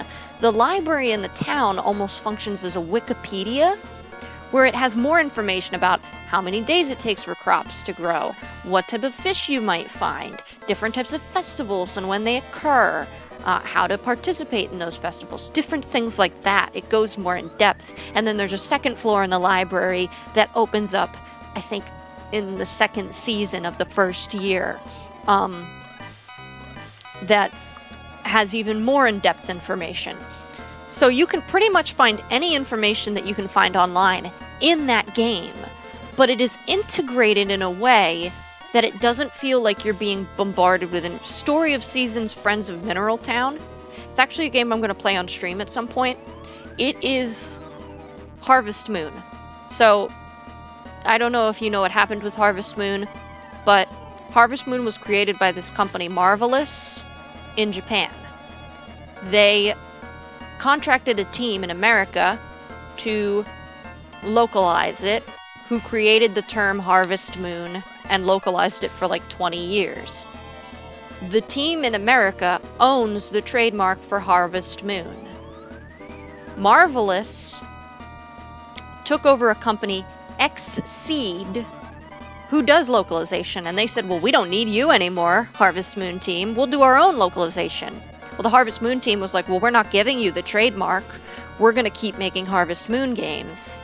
So Story of Seasons is Harvest Moon. It is the successor to Harvest Moon. It is made by the same team. Harvest Moon is made by a different team that previously only did the translation and localization. So Story of Seasons is Harvest Moon, but also is not Harvest Moon. to make it very confusing. Basically, Harvest Moon split off into 2 timelines, where Harvest Moon now is run by a different company, and Story of Seasons is run by the previous Harvest Moon developers. So, Story of Seasons Friends of Mineral Town is the remake of Harvest Moon Friends of Mineral Town, and more Friends of Mineral Town. But I like the way that they do their tutorial, because I think that it's very integrated into the environment, and it feels very natural. And if you know what's going on, you're not bombarded by tutorial. But if you want to do more research and learn more, you don't have to go onto a walkthrough to do that. You can do it naturally through the town by reading books, talking to people, exploring, learning on your own. It feels very much like real life. Which is what I would like to see more of in Zelda, I think. I think Link's Awakening does a good kind of job with that. They have a library that uses a very similar type of thing.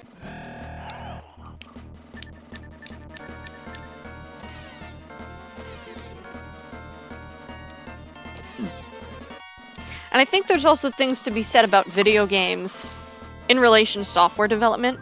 I'm more interested in software development. So I come at everything with a general software mindset of like, how do you make software that is enjoyable and useful to a user to use? But you can look at video games in the same way. And a lot of the things are the same, even though the purpose of software may be utility, and the purpose of video games may be entertainment. The basic ideas are still the same. How do you create user-friendly UIs? How do you create things that are accessible to people of different experience levels and skill levels and disabilities? How do you create something that people actually want to continue to buy more iterations of? Because software, the only way that software teams are going to keep going is if they can make new software in the future and have people pay for it, etc. and so forth. What works best to create the smoothest user experience where the user learns quickly but doesn't feel like they're bombarded with information. Stuff like that. And a lot of software and a lot of video games, I'm sorry, are not made so that the average end user can figure it out. And I work with people with disabilities and people who are elderly and people who don't have computers at home, working on educating them. And I'm very good at explaining things. One of the things that a lot of computer people suck at is explaining. They're like, now hit the close button. People don't know what the close button looks like. You have to say, at the top right of the monitor, there is a button with an X on it. Click on that button and it will make the screen go away. Like, you have to be able to explain things in very simple so people can understand what it looks like. And I've gotten very good at that since starting to work. I wasn't always, but I've gotten much better at it. But computer people are not good at that. And computer people are also not good at making user interfaces that are easy to understand. So if I struggle to explain what to click on, you did not make a good UI, because I'm a computer person, and if I can't explain in simple words what the person should next click on, you did not make a good UI. Things like that. I'm also very good at fixing like holes in programs. So like, for example, when we would do assignments for school, I would be like, this program sucks, to my friend. I would be like, if I plug in random junk input, the program just crashes. You can't have that. And they're like, well, who would plug in random junk input? And I'm like, you have to operate under the assumption that someone is going to do that. Because if you work for an enterprise company and you crash their entire server system because you didn't think that someone would possibly do something wrong, you're gonna break the whole You're gonna break everything. Everything's gonna break. Like, if this window only takes number input, well, what if someone types in letters because they misread? Are you gonna crash the entire server system because you didn't think that that would happen? It's gonna happen. I had one person that I worked with, and I don't mean this in a way to embarrass them. I can understand how someone would come to this conclusion if they are not familiar with computers or the internet at all.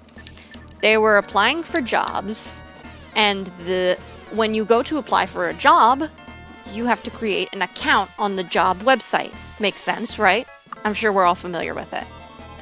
Well, this person, when they were asking for an email and like a password, they thought they were creating the email and the password.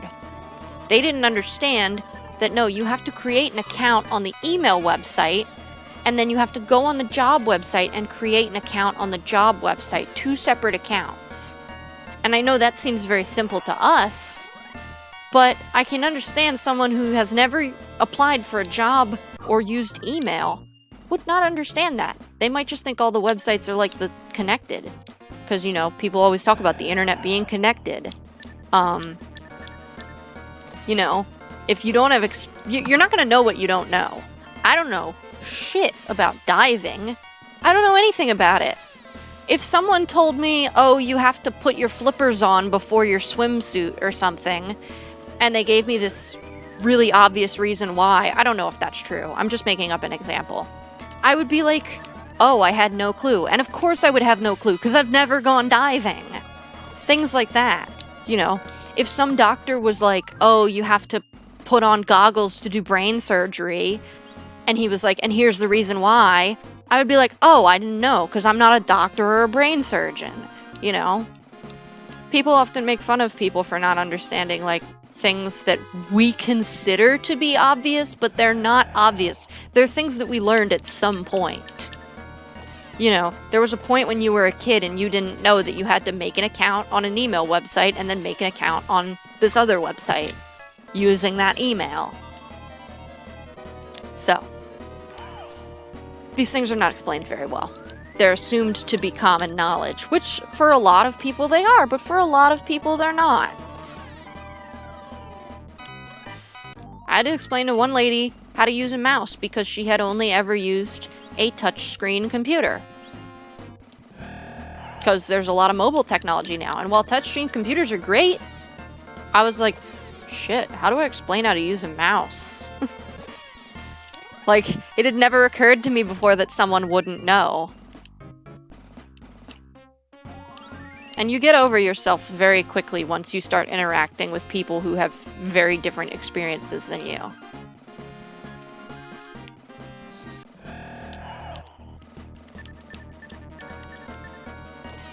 I think that everyone who works with computers should work with older people and with people with disabilities and like hands-on working with teaching them how to use computers, because I think you would have a lot more people who are suddenly realizing, wait, what I know is not what everyone else knows.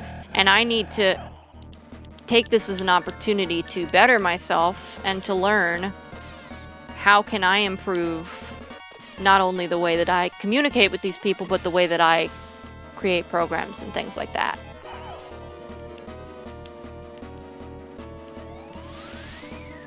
Because even me, a person who I consider to be a very nice person, there were times that I was like getting frustrated with people, and I'm like, wait a second, I don't need to be getting frustrated with these people. They're not doing this on purpose to irritate me. Like, I need to take this as a learning experience. What can be learned from this? And you know, like, people really appreciate when you're like patient with them, especially when people haven't been patient with them before.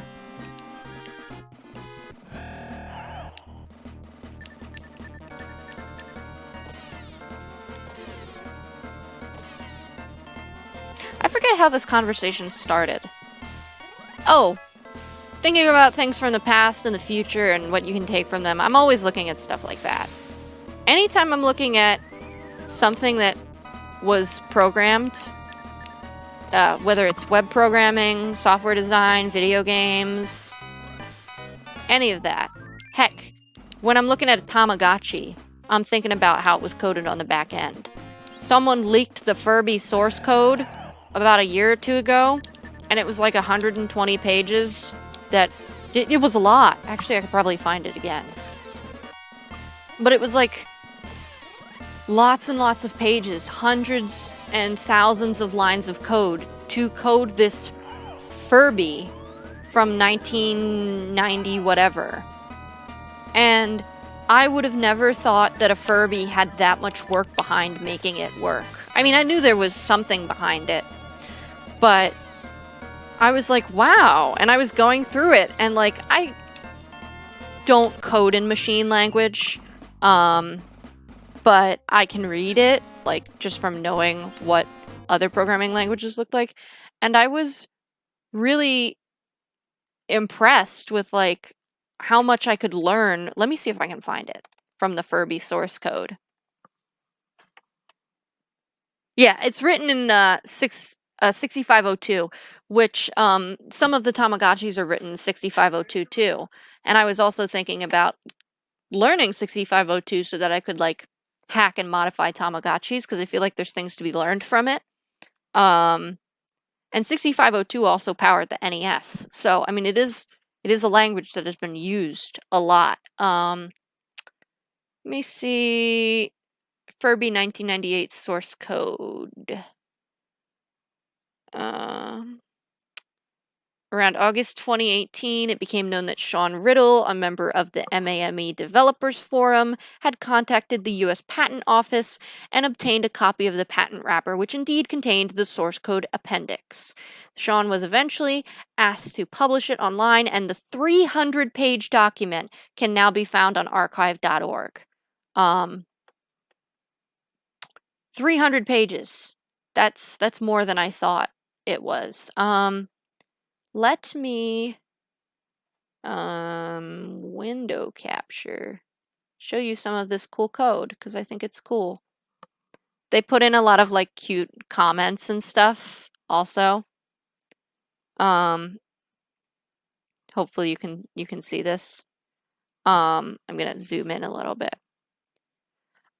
When I was reading the code, I think I actually figured out, so there is this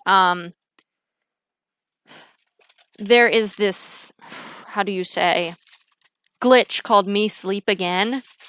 And it's when your Furby says me sleep again and then goes back to sleep and repeatedly keeps going back to sleep over and over again. And I had figured out that they had talked about in this voice and name selection must happen before EEEP ROM write, or they will always come up 00 because RAM just got cleared! Exclamation point, exclamation point, exclamation point. But this runs everything that your Furby does, all the reactions, all the different things that they say. Furbies slowly learn more English as you talk to them, like they speak less of the Furbish language. And so that also is programmed into here. But the sleep thing, basically they said there was an issue with the eyes, which the eyes, notice how much light there is in the room. And they noted that there was an actual issue with the hardware where sometimes it would be like miscalibrated and stuff. And the way that the loop was written in the software, I noticed that if there was a problem with that hardware, it would just start infinitely looping and making the Furby sleep over and over and over again. And I was like, okay, so either they could fix this software, which they're not going to do it because it was written in 1999. They could fix the software, or if you had this me sleep again glitch, you could find the part for the hardware and replace it, and you would no longer have that glitch. People thought it was like maybe like a glitch with the motherboard or something, but nope, it's just a glitch with the light sensors in the eyes. If too sick, then no gameplay. There were some funny comments in here. Game_burp, game_rap, game_rooster. There's a ton of stuff in here, but it's really cool to see all the different things that they had to do here just to make a little Furby work.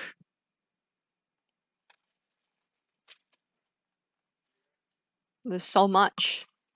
But yeah, I was like, wow, you could actually fix the me sleep again glitch if you worked on it. Yeah, I mean there's technically nothing wrong with the way that they wrote the software, in my opinion. They just didn't account for the fact that they were going to have this hardware piece that frequently broke on people. If they had known that, I think they would have either used a different hardware piece, or they would have. What I would have done is like, after a certain point, after so many loops of going back to sleep, I would have the Furby break out of the loop and then be like, oh wait, I'm looping. I should probably break out of this and realize that there's a hardware problem.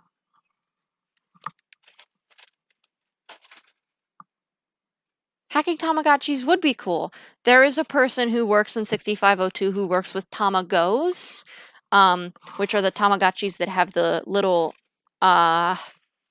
statuettes on the top of them. And you can actually like dump everything off of those statuettes and like put other stuff on put other files on there. So they were working in 6502 and they did the All Around Me Are Familiar Faces song and made it into like a little music video with animations from the Tamago.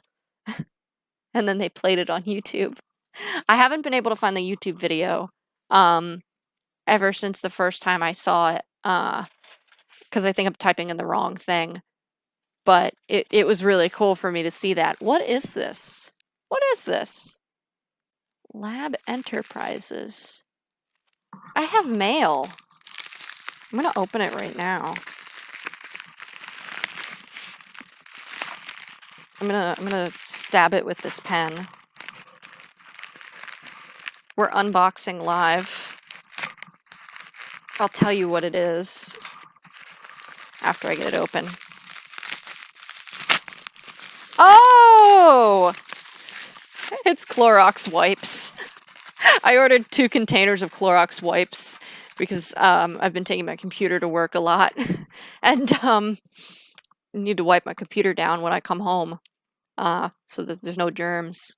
So, not very exciting. I saw lab on it and I thought someone was sending me like a colon cancer screening or something. Like one of those things you have to poop in and send it back. But I guess I would have had to order that for them to send it to me.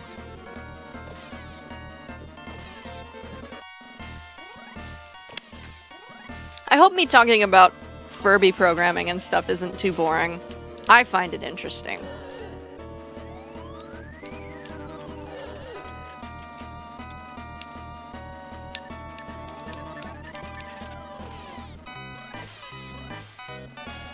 I mean, like, even, like, if you think about, like, how Pokemon is, I find it super interesting. Thank you! I'm glad. The people on YouTube may not agree. Even, like, Pokemon, like, there's so many conditions in that, and so much math involved, and that's why, like, the kids who win, like, at Pokemon tournaments are always, like, super smart, big brain math students and stuff. Because they do all the probabilities and stuff. And they, like, you know, think about what's going on in the code. And, like, there's probabilities involved with abilities. And there's probabilities involved with the weather. And there's probabilities involved with the power levels of certain moves. And you have special attacks and you have physical attacks. And all of these things. There's a lot of math involved in Pokemon.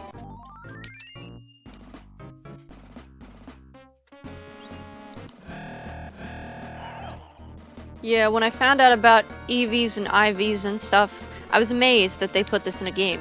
Yeah, and it's not something that they, like, it's not something that they flaunt either. So once again, you can show and you can tell, and they chose to show. You can see the effects when your EVs and IVs increase.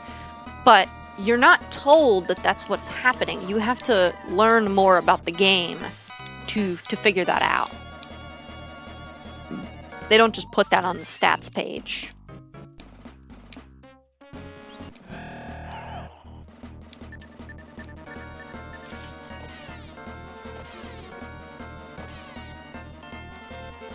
I mean, they sort of do in a way, but some of the stuff is hidden in the code. Like, you don't see when you hit your limit. You have no idea. My cat left me. He's in a loaf in the middle of the floor in the computer room. I'm sad.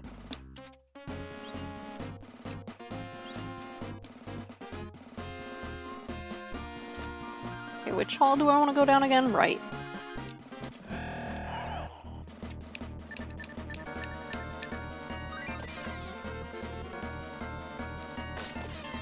I guess it'd be like that. I don't know what I was expecting. I mean, I wasn't paying 100% attention to him, so, you know, if he's not going to be the center of attention, he doesn't want to be here. I get it. Me too, buddy. Me too.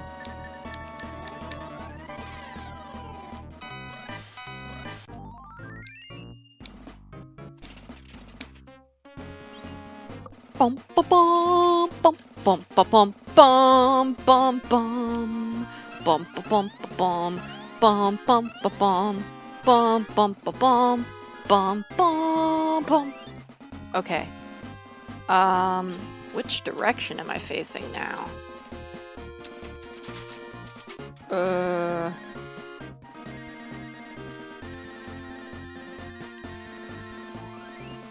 No. This is not the way I want to go.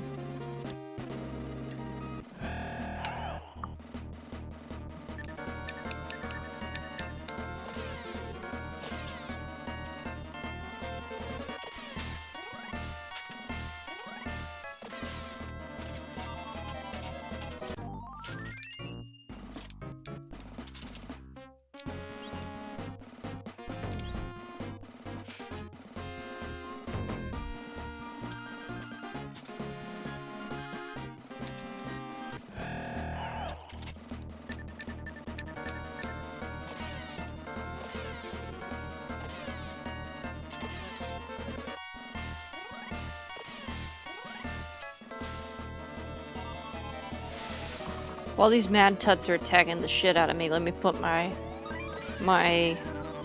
Twitch announcement out one more time.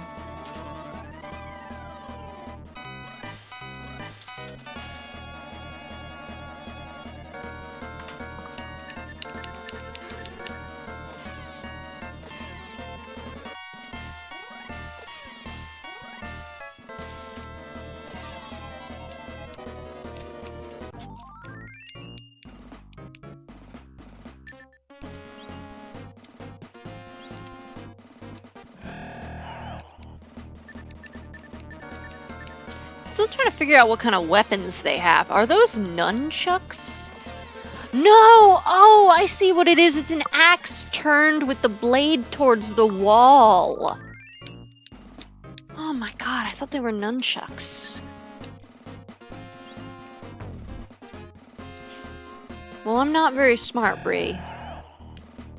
I know I seem like I'm an epic Chad, but I'm not that smart.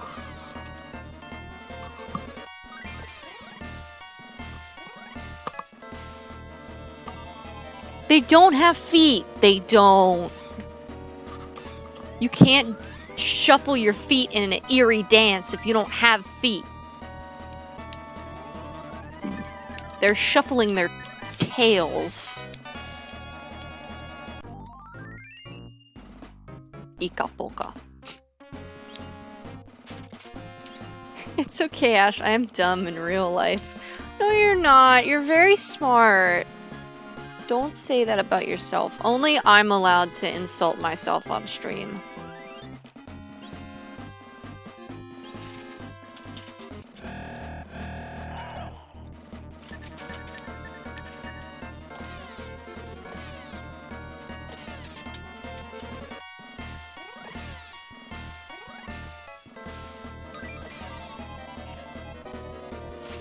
I broke my nail with a potato peeler. How did... Okay, that might be a little bit dumb. You're still smart overall. Everyone gets a couple dumb moments in their life. Now I need to know more information, though. How did this happen? What was going on? Does the potato peeler still work?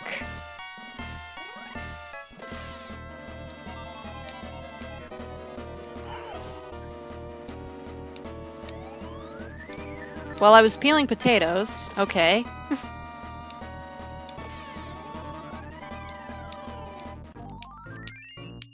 I guess that makes sense. Okay, we need to do some healing. We really haven't done any healing since we started this cave. Well, this run of the caves, which I'm pretty proud of us.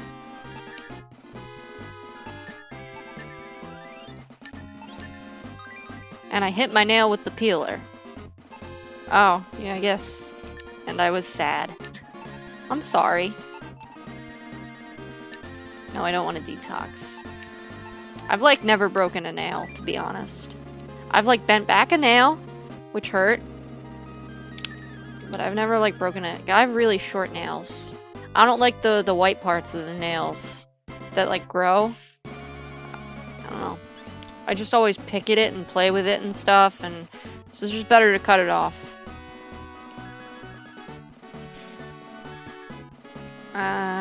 Where am I?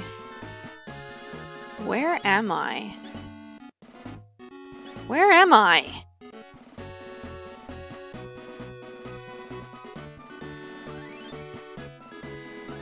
Guess I'm going this way.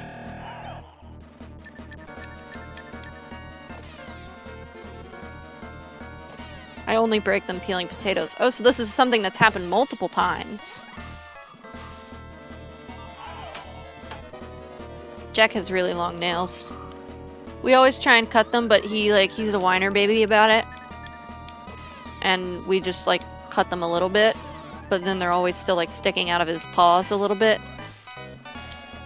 And, like, we could totally cut them a little bit shorter, but he just whines so much that I think my mom just gives in.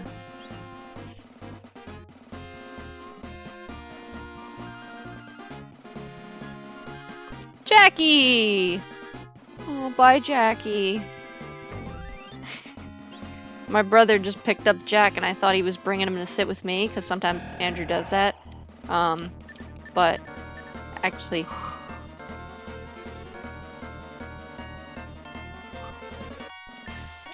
But actually, he was taking him to sit with him, not me.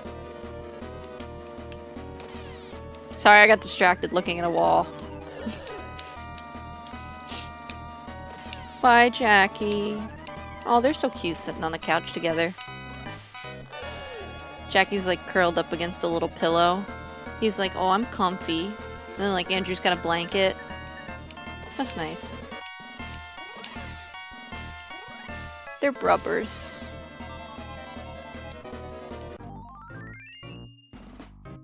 I recently learned that the reason that cats like blankets is because it smells like their owner. And, like, cats like to smell like other cats in their colony or group of, like, family members. And I thought that was really, really cute.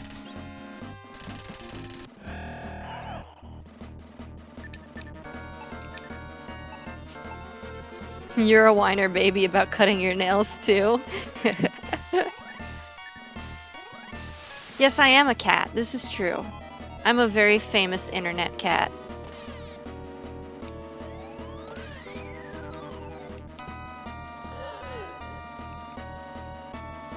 Yeah, I was reading this book. I like to read this series. It's called DK Eyewitness. They write both adult and juvenile nonfiction books. So they write, like, nonfiction books that could be read by, like, anywhere from, like, a middle schooler to a teenager. And then they write adult ones. I prefer the juvenile ones because you've probably seen them before. You've probably read them in your classes before. But they're usually anywhere from 30 to like 70 pages long. They're based on like a different topic for each book. And they have pictures and then they have blurbs about the pictures. And then they also have just paragraphs of text that you can read. And you can learn a lot about a specific topic very quickly. And so I was reading a DK Eyewitness cat book, and that's where I learned about the cats like blankets and stuff. And I like to see the pictures, because I like to see examples, especially like when I'm learning about like history or science. If they're talking about, like, oh, they used to make these baskets, I'm like, well, what do the baskets look like? I want to see the baskets. So it's hard to find books that cater to adults that also have pictures of what they're talking about, because for some reason adults have this idea that pictures are for children. No, pictures can be for anyone. Wikipedia has pictures. I have Ashen boxes selling for 1,000 Nook Miles tickets. God, I do look like Raymond. Like if I was a cat, I would be Raymond. I would either be like a blonde doofy cat or a gray cat, and I would be definitely wearing glasses and dressed up in like a little business sweater. And as much as I'm fun and goofy, I'm also kind of like a tight ass. Like, I'm like, no, we should follow the rules, because if we don't follow the rules, then we're making society sad. I'm not as chaotic as I would like to position myself to be.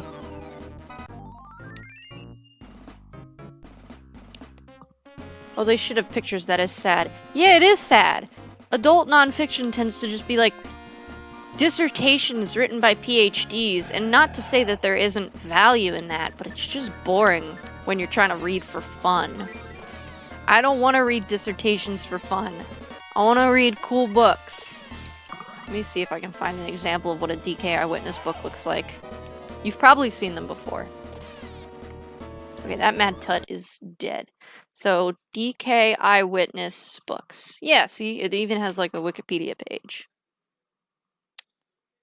Okay, so...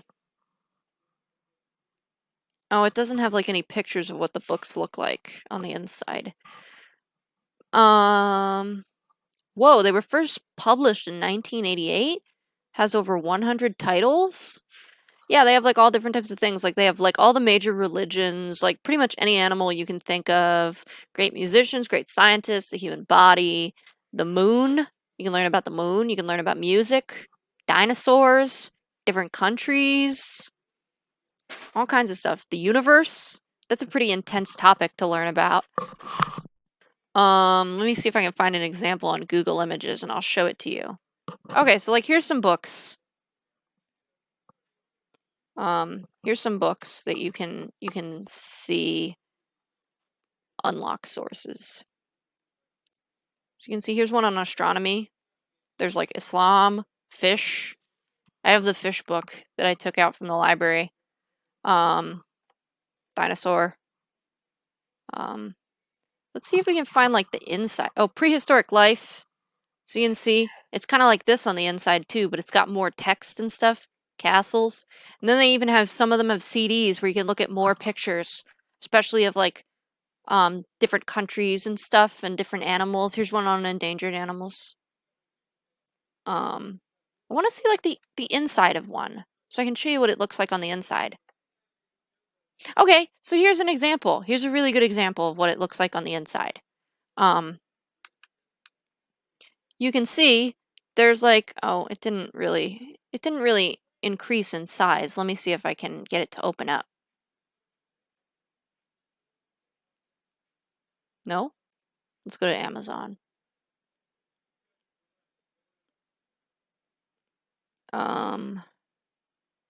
Okay. So here is really good example. It's still not letting me look at it big. Let me look at it big. Okay. Yeah, so you can see it's got lots of text, lots of reading. It's got diagrams that point to different things on the octopus. And this is like page 35. So obviously this book goes for a very long time. And there's a lot of cool facts.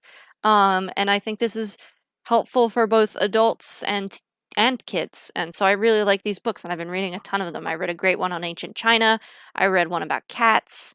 I have sharks, shells, and fish right now that I want to read, that I all have sitting for me to read, because I'm really into animals right now and I can't go to the zoo. Whoops, I clipped the mic.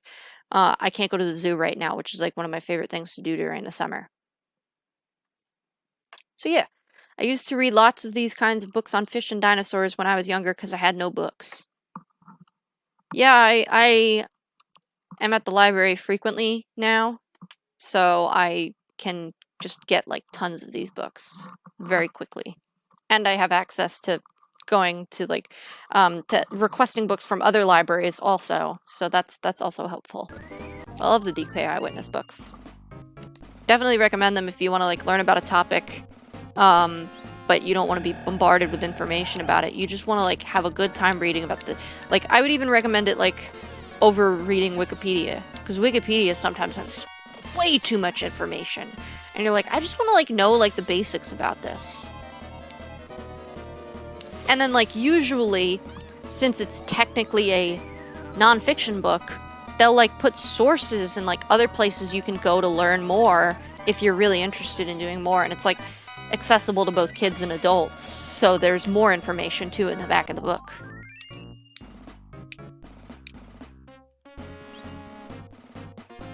I've now completely forgotten where I am. That's okay. I'll figure it out.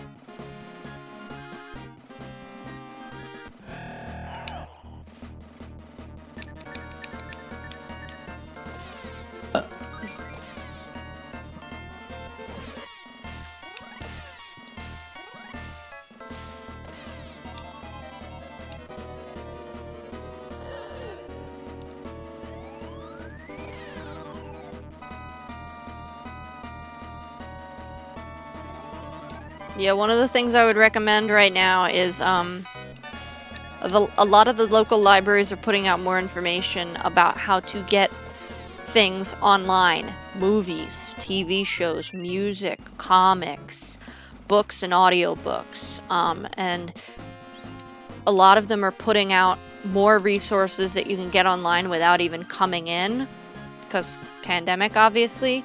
So now is a great time to go on your library's website or go onto their Facebook page or reach out to them over the phone and get that information, because they're setting aside time. Like most of these libraries already had this stuff online, but it was maybe hard to find, but they're putting out time and effort to educate people more on this stuff, and now's a great time to ask questions, because you know, if it's free and it's available to you, it doesn't hurt to sign up for it. It doesn't hurt to get acquainted with it and to know how to use it if you need it. I mean, even if you never use it, worst thing that happens is you have this free resource available to you and you never use it.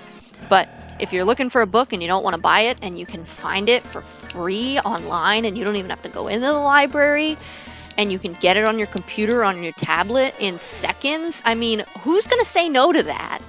You know, if there's a movie you really want but you don't want to rent it, and you have it available to you, I mean, you can stream from your library's collection now.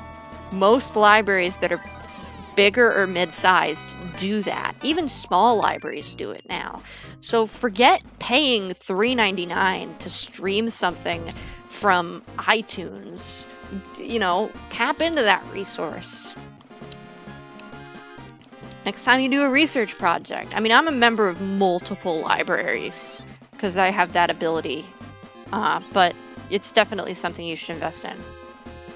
Yes, I mean, I could even help you, Bree, if you tell me what your local library is later. Not right now, but I could help you find what resources your library has. And some places also. So in my state, if you live in my state, you can get a library card at any library in the state. Usually for free or for low cost. Any library that gets state funding has to do that. So even though I live near Philadelphia, I could get a Pittsburgh library card, I could get an Erie library card, I can get library cards anywhere. And that's great because even if you can't go there in person, sometimes they will have different resources that your library does not.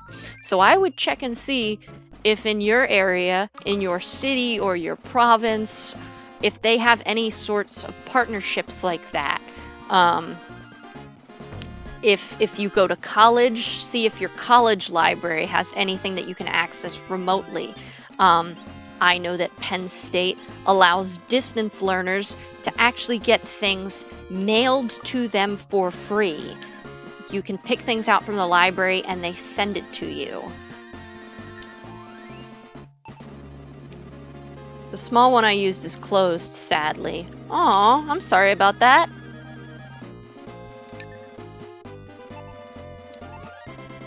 But yeah, there might even be one that's nearby that you're allowed to use under some sort of, whether it's you have to be a member of the province or you have to live within a certain mile distance.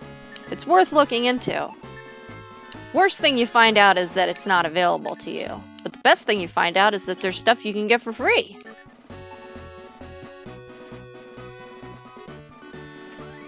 But yeah, Penn State, they do for distance learners. They'll send them stuff for free.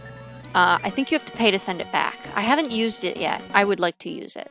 Because they have tons of stuff. But they have so many libraries. Because they have so many campuses. They have like 25 campuses or something. And like, it's the biggest university in like the state, but also one of the biggest in the country. So there's a lot to look through. They have a lot of materials. And some of the materials I have access to anyway in my area, but so I would have to find something that I definitely don't have access to want to ask them to spend the money to send it to me.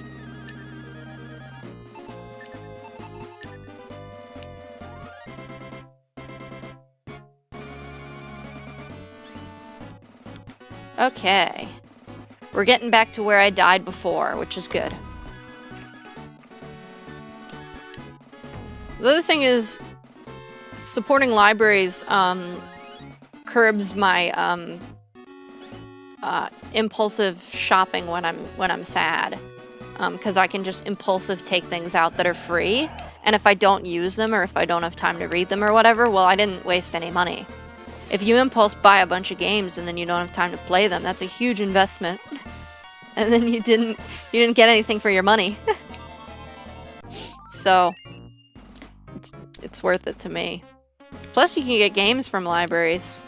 Not every library has them, but a lot do. And that's how I try out a lot of new games and see if I like them before I buy them. Sometimes it's a game that I feel like I'm only going to play every once in a while, so I just don't even buy it. I just take it out when I want it. Like, maybe it's like, I don't know. Let's say, for example, it's a Tetris game. Maybe sometimes I want to play Tetris, but I don't feel the need to purchase it, you know what I mean? My library had like old PC games like The Sims and stuff. Oh, I've never seen that before. I've always seen console games. My favorite thing about the Switch games now is that it's saved to the console itself. Previously, if I took a game out from the library, it was a commitment in my mind because I had to finish it, or someone would rewrite over my save file. But now with the Switch, you could take it out, give it back, wait a couple months, take it out again. No one's going to delete your save file. There's no rush. You could take a year to complete it.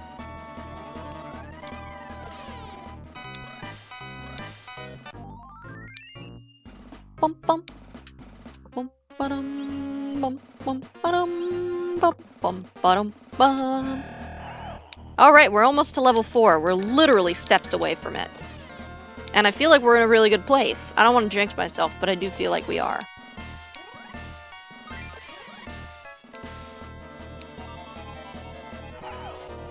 So I'm gonna definitely go until I die. Once I die, probably gonna sign off for the day. See how I feel. A lot of libraries now, depending on the library and how much funding they get, it's all subjective depending on how popular your library is. The libraries in our area are very popular. You know, how much funding they get, etc. and so forth. But a lot of libraries now, they have like cooking supply kits that you can take. Like if you don't have the supplies at home and you don't have the money to purchase them. Yoga kits. Some of them do board games. Some of them do different tools to fix your car. Like maybe you don't have the money to buy the tools to fix your car. So they have tools already ready for you.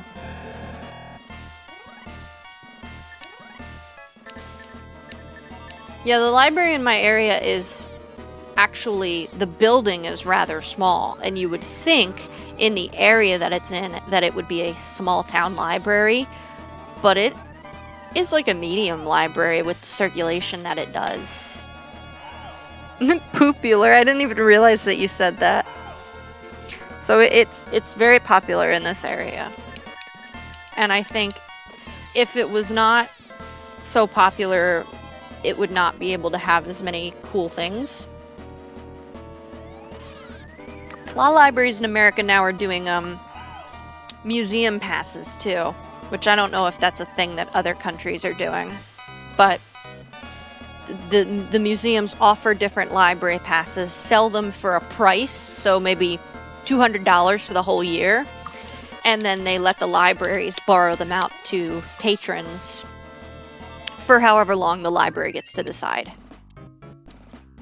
Oh yeah, I know one of the big libraries around here has a 3D printer. Not the one that's closest to me, but one that's sort of close to me.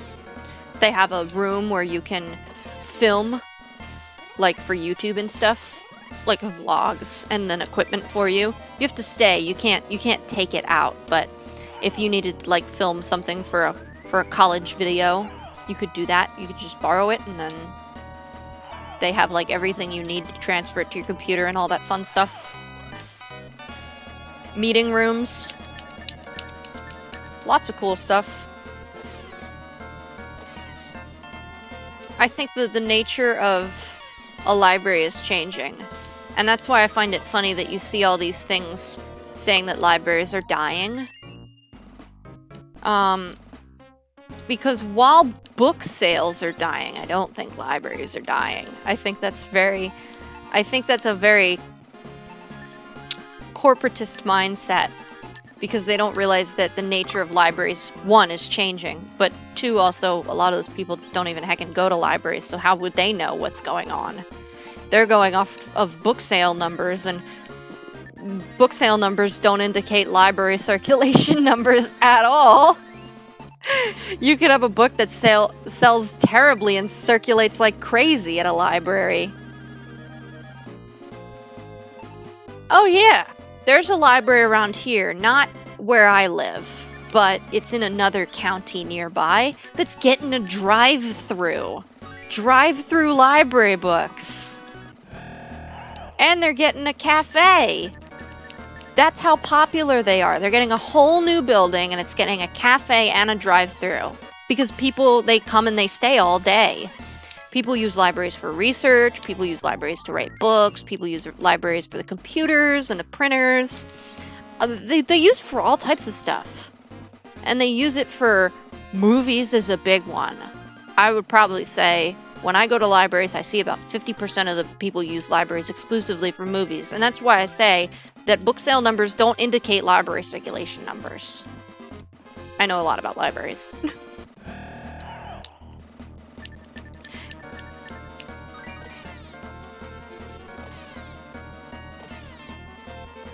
I kind of like a mid-size library vibe, because they can have really nice resources, but you don't have like the craziness of a city library. And like, sometimes I like the city library vibe, because I'm like, wow, this place is huge and like everyone's here for like different things. But at the same time, I kind of like peace. And libraries aren't always quiet anymore. I mean, a lot of people bring their kids and there's play areas and stuff, but, you know, peace in the sense of there's not like a bajillion people like it's Grand Central Station pushing and shoving and trying to get around. People are able to social distance. Okay, we're going up to level 4. Okay.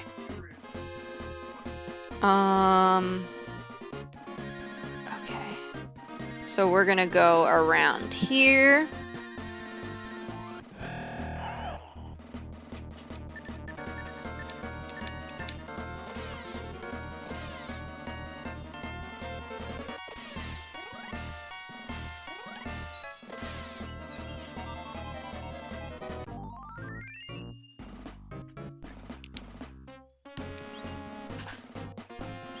I think the other thing is some libraries have been slow to adopt social media and such. And I'm not trying to pick on anyone. Absolutely not. You know, libraries only have so much staff and resources. So sometimes they have these resources, like, I don't know, the car tools or the online resources, stuff like that, and they just don't have the money or the time to put out, like, advertising to people that they have these things. Like, if you came in and you talked to them one-on-one, they might be able to tell you. That's why I think now is a good time to ask these questions, because they're really trying to put that information out, because a lot of libraries are still closed to the public. Or very limited services.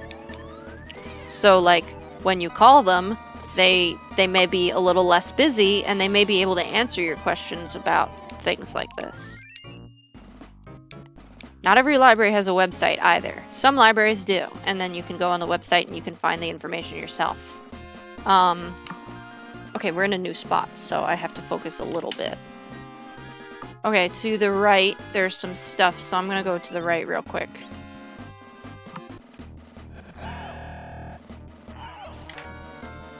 Living armor?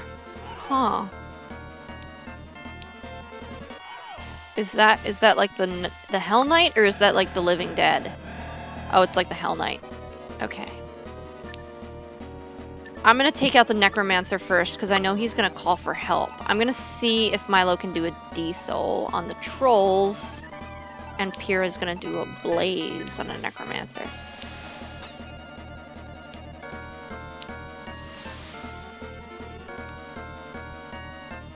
I am living armor for my skeleton. You're funny, Bree. You're very funny.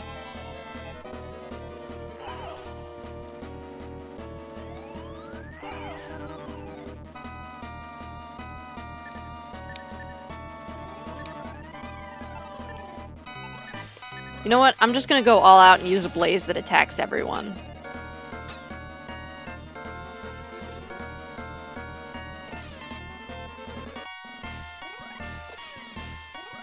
Sometimes I can't stop myself. Why stop? It's great.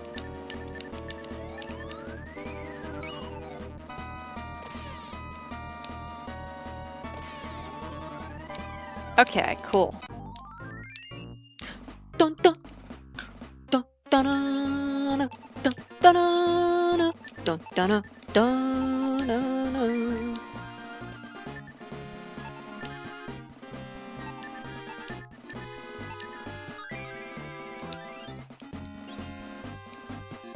Okay, so here's a treasure chest, and we shall open it. Open sesame. Herb water. Great. Fucking useless. Crossing that off the list.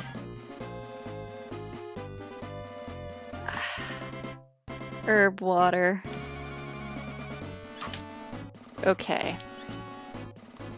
Let's get the heck out of here.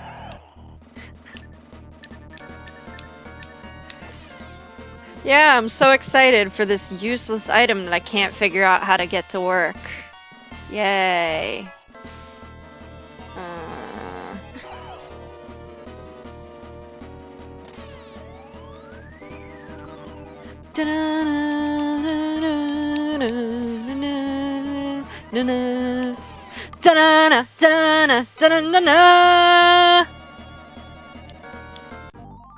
Hype train! Choo-choo! God fucking damn it. You fucking shitting me. Fucking crab motherfucker. Gosh fucking... Why?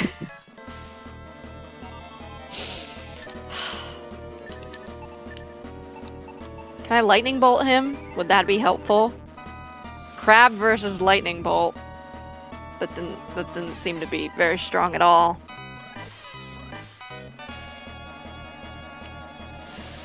Oh jeez, a freezing cloud billows forth from its jaws.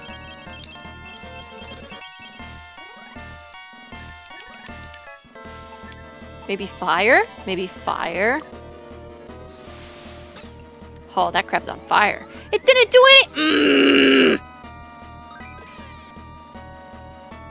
Piece of shit. Fucking crab. Oh, Milo goes up a level. How about them apples?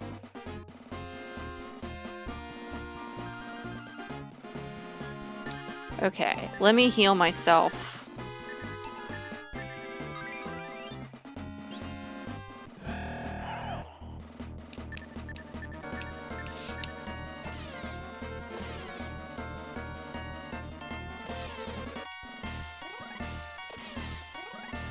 This is all new, so at least we made some progress. Even if we make 2 steps of progress, that's progress.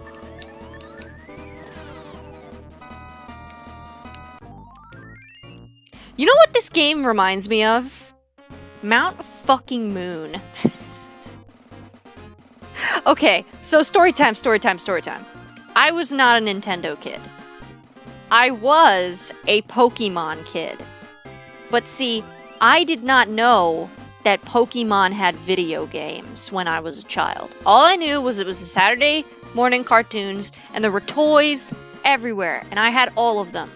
And I thought that I was Ash Ketchum, because when you're a child and you're egotistical and very self-absorbed, and you see a character with the name Ash, and you're like, my name's Ash. That's me. You're like, holy shit, I'm a superhero. So, fast forward from the time I was like 2 and I was watching Pokemon in diapers to the time I was 12 and I got a Game Boy SP for Christmas from my parents. My dad waited in line at the Toys R Us at 2 in the morning to get a special deal on it. I believe it was $129 and it came with some games and stuff. I get Pokemon Leaf Green. Saved up my money for it. Was very excited. Had never played a Pokemon game before, and I was not used to looking up like walkthroughs or anything online. I didn't really do online gamer culture at all. The only online gamer culture I had was Neopets. So, I was very excited to play this game that I knew nothing about. Fast forward, making great progress, doing awesome, playing Pokemon 24/7. I enter Mount Moon. And 3 years pass. I was stuck in Mount Moon for 3 years. I stopped playing the game several times, came back to it, still stuck in Mount Moon. Because I am that bad directional-wise. It got to the point where I knew Mount Moon so well by heart in my brain that I can do Mount Moon without even looking up a map now. Like, I just know I'm like, this one, that's the fastest way out. Like, I don't get confused at all. But when I was a child, I didn't know how to look up a map. I didn't know people put maps of Mount Moon online. I just didn't know. And I wasn't going to ask any of my friends for help because my name is Ash and I'm a Pokemon Master. And if I admit that I need help, then I'm not a Pokemon Master. I was determined to do it myself. This game is Mount Moon to me. Just walking around, confused, scared, wanting it to end, but wanting nothing more than to do it myself without giving up. I was playing Let's Go Pikachu about 1.5 years ago, and when I walked into Mount Moon, I actually had to turn the sound off. I loved the game so much I had the sound on the whole time. I normally don't play games with sound except on stream, but I had to shut the sound, because just hearing the song was like sending me into a panic attack, because I was like, no, I can't be here again. No, it's just like before. And I got so fast out of Mount Moon in like an hour, and I was like, I can't believe I was trapped there for 3 years. And I got out of it in an hour. God, fucking Mount Moon. Fucking Mount Moon. I hate it. I hate it. I'm not gonna go here yet. There's a little short hallway up here.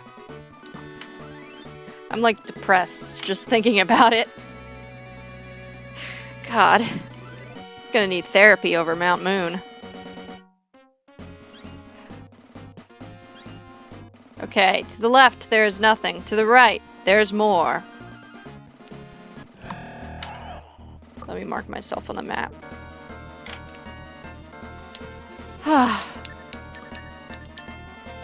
Bree says, I'm playing Hollow Knight for like the 3rd time and I still don't know where I'm going. I'm not good at directions. Me too. I feel that. I'm with you. Don't you dare call for help, Necromancer!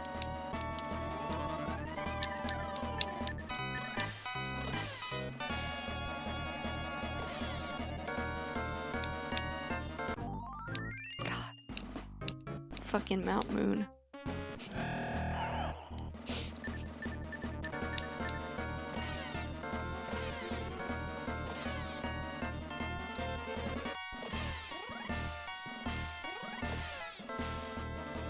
This is a blue fucking bird.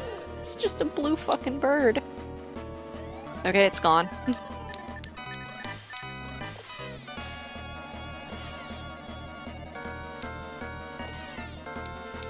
I like how the necromancers just howl and a guy appears. I like how it sounds like an elephant. An elephant, and then a guy appears. Like, they do not look like the type of guys to make elephant noises, but somehow they are.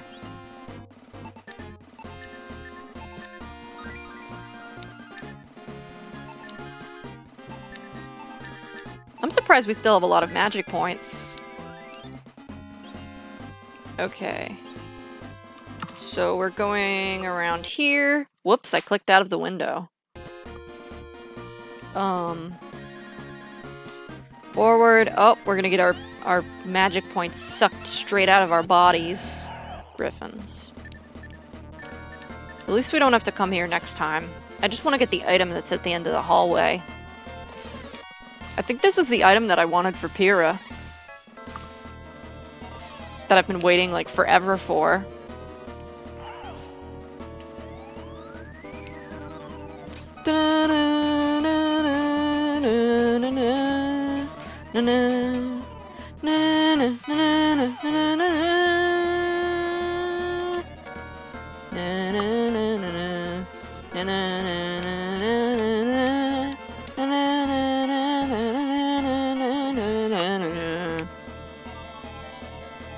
Pyrrha is a cute name.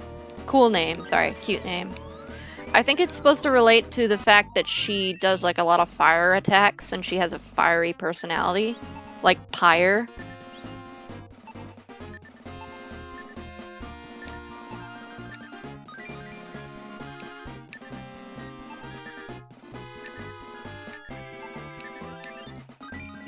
Pyromancy, yeah. There it is. Search. You open the chest. Discovery. Steel whip. So yes, I believe this is the item I wanted for Pyrrha. Let me check. Let me open... Oh, this is the Story of Seasons wiki. Shining in the Darkness wiki.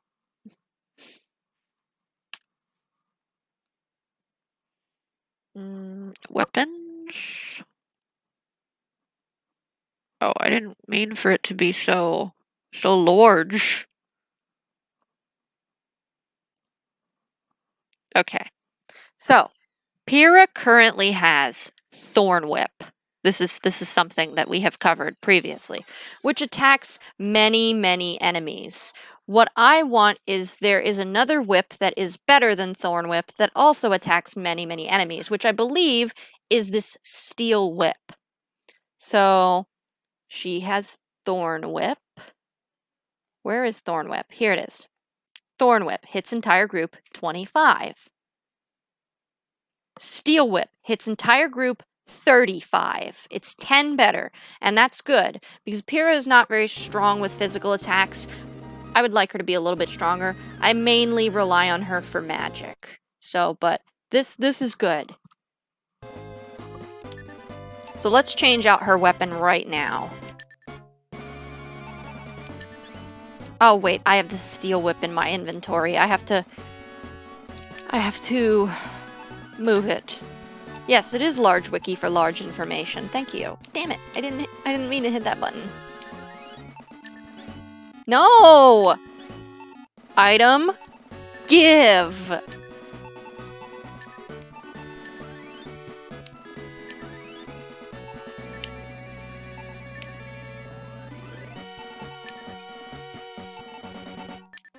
Yay! I'm happy. That was worth it. That was worth losing magic points, because I have been waiting for that item for so many parts of this stream. I've been waiting for it.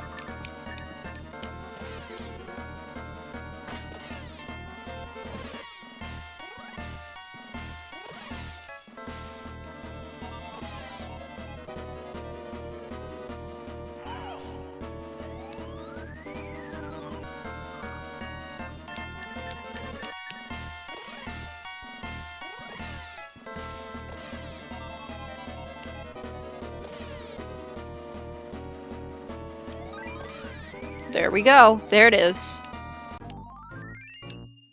Dun dun dun dun dun dun dun dun dun dun dun dun.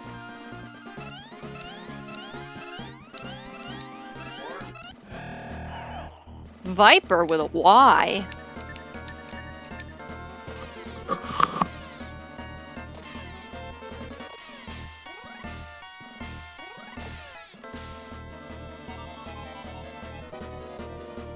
No, don't glare at me with bloodshot eyes. Look at me with loving eyes. And tell me that we're friends. Heart hands.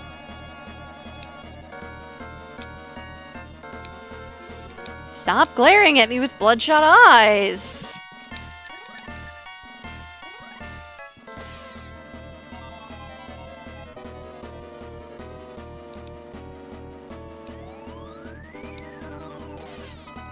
3% chance for Viper to look at you with loving eyes. I would love if they included that in the game.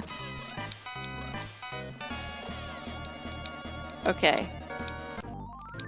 Is Pyrrha still paralyzed, or, like, is she just gonna choose to stop? Oh, she's still paralyzed. Fuck. I don't know how to fix that. Vision? Heal? I think she might be screwed. I don't think I have smelling salts or anything. Nope, she's screwed. Sorry, Pyrrha. I'll remember you in therapy. To the left is nothing. To the right is something. Onward we go!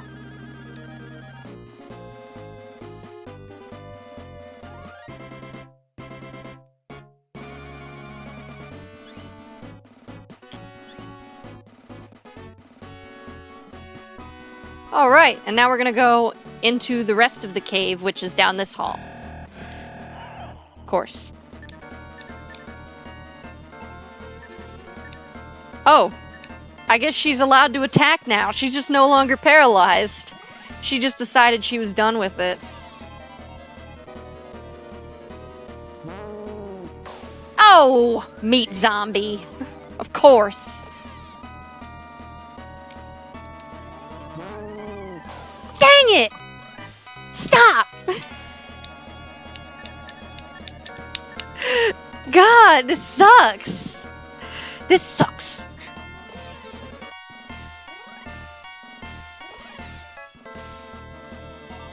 Why do they make a fart noise? I don't know. I don't know.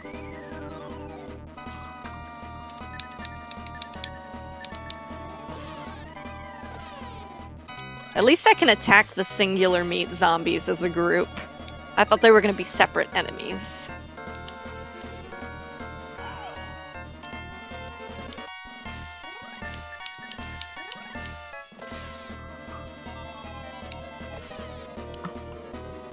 Alright.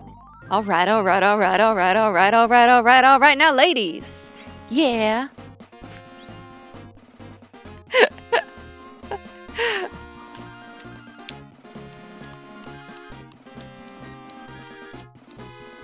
Okay, let me mark down where I am. Oh my god, I'm so excited. This is so exciting. We have so many places we can go. Okay, where do I want to go? That's the real question.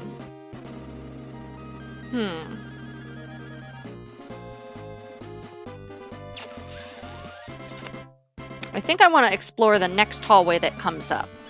This one.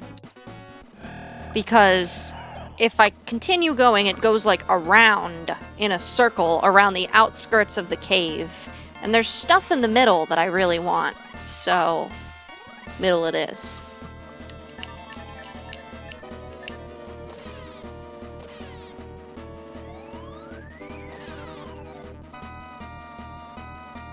No, don't glare at me with bloodshot eyes. Oh no!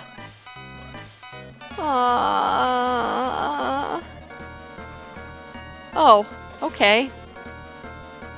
I mean, they were winning. I don't know why he's turning around and running. Okay, let me just carry my paralyzed friends on my back. Totally not carrying this whole party.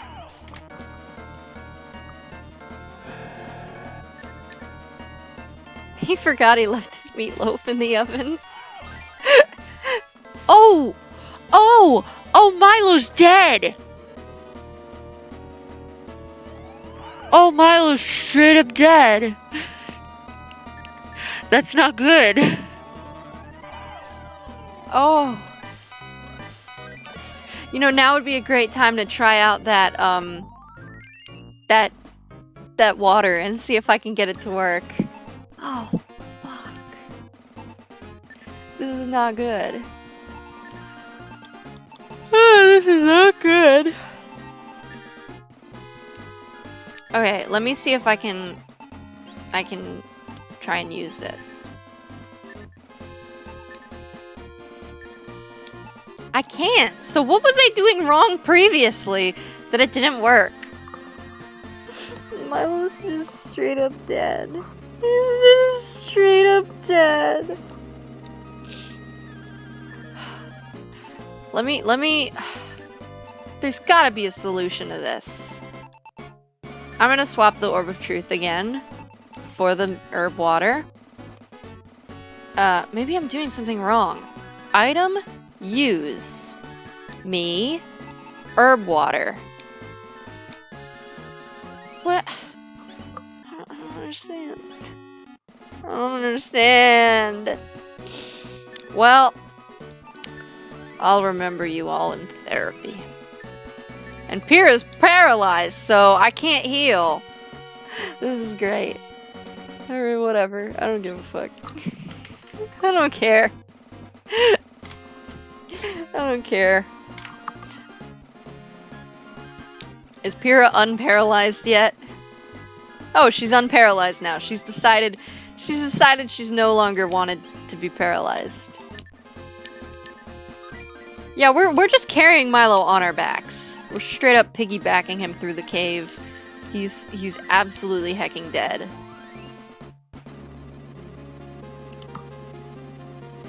Oh, Himiko Toga is now playing the Henry Stickmin collection.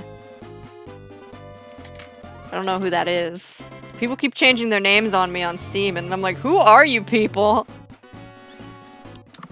Okay, it pushed me to the left, which is in fact where I would like to go. So that's totally fine by me.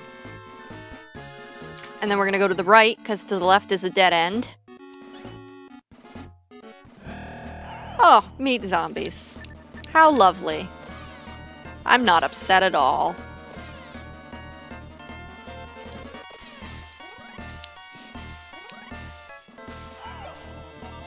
Despite Milo being absolutely and totally dead, we are making a lot of progress. I'm very happy.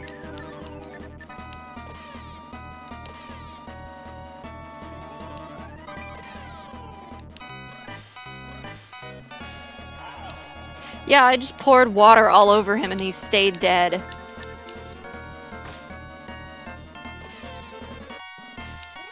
Use Milo as a weapon. Throw... You know, in Death Road to Canada, you could do that. You could throw your friend's dead body at creatures. Okay. So... what I'm gonna do is, it's gonna pop me out at the left, and then I'm gonna go back. And it's gonna pop me out at the top. This is where I want to go first. Yes, this is where I want to go first. There's some stuff over here.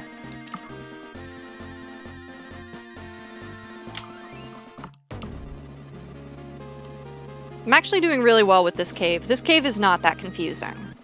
Especially considering 3, I spent hours in getting stuck in a spiral to nowhere. Troglodyte?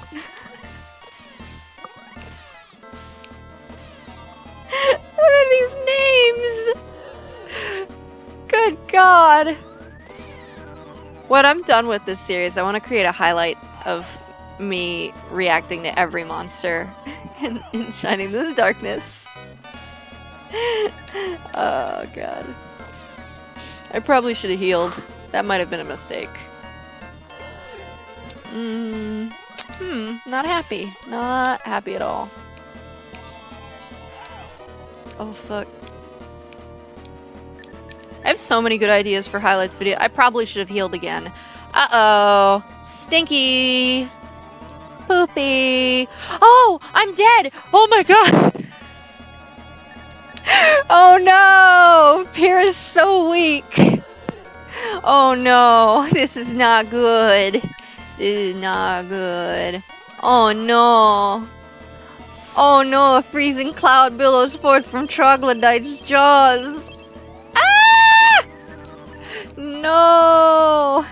No! I'm so sad. Come on, die. Just die. Just die. No. No. Oh, no. Stinky.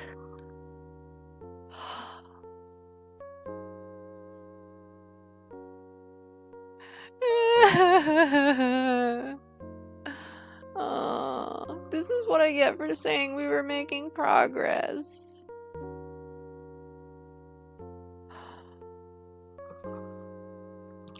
Ash's party is wiped out. Valkyries deliver the remains of Ash's party to the shrine. I summon forth the soul of Ash. Ah, good. You live to fight another day. You must be more careful. I may not always be around to help you.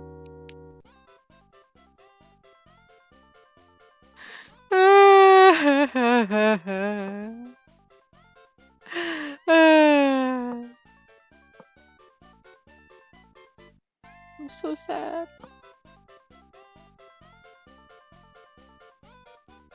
Okay, well, it's getting late anyway, so... Quietly shuffles my papers. Let's sell some of this shit. Good day! If it's a weapon you seek, you're in the right place. A wise warrior travels light, eh? And what might you be selling? I've never seen anything like this before. I'll give you 1,650 gold pieces for it. Deal? Great!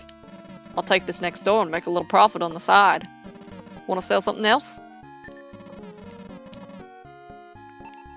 I want to sell... First of all, I really haven't been using angel feathers, so I'm just going to sell that. Yeah. I want to sell the...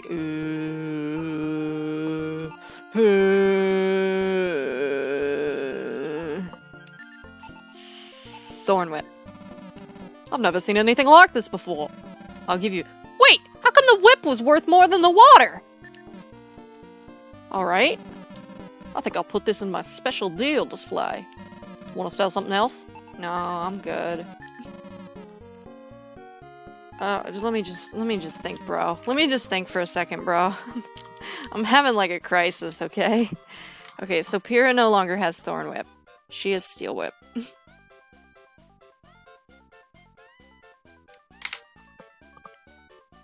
I'm so sad. Let's pull up the wiki. Wiki time. So I have Storm Sword, which is like the second to last most powerful thing I can have. Light Blade is what I want next, which is in Labyrinth level 4, which we just died in. So that's good. These are the things I need Mithril Ore for, which is also in Labyrinth level 4. Cool. Swag. Can Milo take anything, or, like, is he useless to me as always? I don't know what dummied means. I don't know what that means. Let's look and see if there's anything we can do with shields. Okay. So I have Magic Shield, which is pretty powerful. Milo has Magic Shield, and Pyrrha has Mithril Shield, which is more powerful than Magic Shield. Everything else is crafted from Mithril ore or in the labyrinths. Armor. I have Sun Armor. Sun Armor. Increases fire defense. I could get Steel Armor from the Trader. That's 58. Frost Armor from Labyrinth level 4. Mithril Armor. Thunder Armor. I don't know what dummied means. Dark Robe. It's cursed, though. I don't want any cursed items. Light Armor. Wait, I think I have Light Armor. Don't I have Light Armor? No, I haven't been to level 5. There's no way I have it. Okay, so I'm going to buy the Steel Armor from the Trader. Because even though this other armor has fire defense, I would really like to stop dying. What can I do for you? What can I take off your hands? Wait, no. I want to buy things, not sell.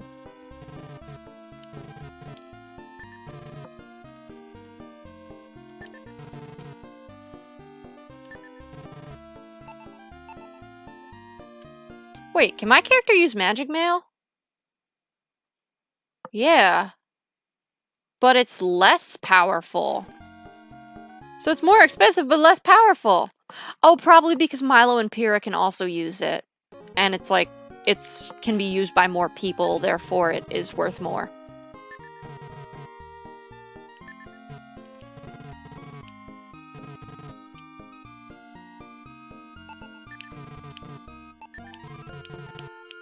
Okay, so I'm going to equip this.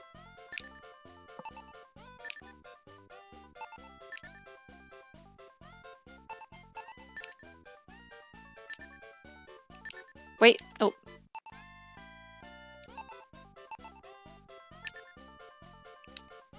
Then I will sell the sun armor.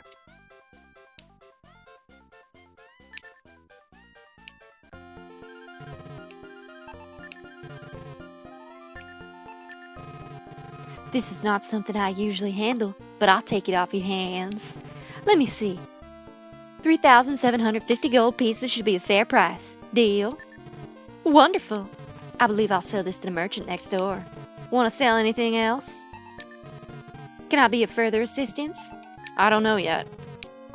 Okay. Oh, I was still showing the wiki while I was buying things. Sorry. All I did was buy the item that I wanted and then sell the item that I didn't want.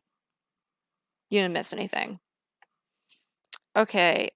Key items and consumable items. Huh. Is there an explanation about what I'm supposed to be doing with this herb water? Revives death allies. It doesn't say. Mithril ore. Selkie. Rune key. Oh, this opens all doors that need a key, so I can get rid of those other keys later. Huh. Ogre flute. Instant death to all enemies. Alchemist deals. I want an ogre flute. Helms. Okay, so now I have the steel armor. I'm going to have to write a new page soon. So I have Light Helm, which I think is, yeah, the most powerful except for this cursed thing where the attacks will always miss, which I don't want. I don't want that. That's crazy. Milo has the Elven Hood, which is 22. The next is the Mithril Hood, or the Mithril Helm, which I can only get with Mithril ore. Pyrrha has the magic hood. Next is the elven hood. Or the mithril hood, mithril helm. Both of those I can't get yet, so. I must see buying gameplay. Sorry. One time I entered one of the caves and sat in there for like 3 minutes and then realized that I still had the wiki up. Let's see about these alchemist deals. Do come in. If you're planning to travel, I have what you need. God, I love you. I hope you like what you see. Okay, so let's talk about these items she has. Let me go back. I'm going to pull up the key items and consumable items. Okay. So, what I see is she has Miracle Herb. What is Miracle Herb? Casts during battle, revive level 2. Revives a party member with 100% HP, 1 use. You can only use it during battle. But that is helpful, and I might want to grab one of those. How much is it? 8,000! Well, I am rolling in the dough, so, I mean... Holy water cures a curse. Is that like one of the cursed weapons? Huh.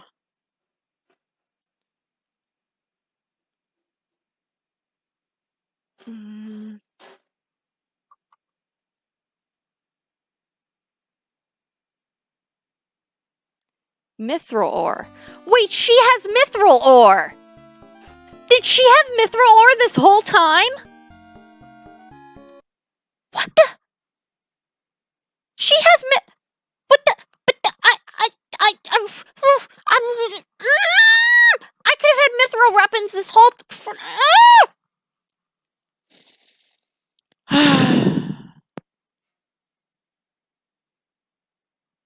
Does anyone want to volunteer to like smack me in the head? Like anyone?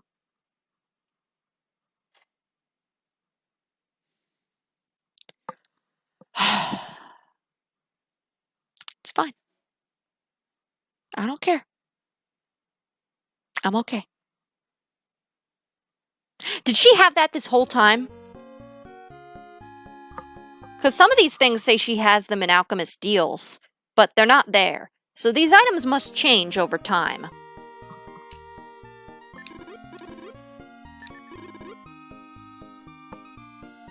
I'm really mad. Really mad.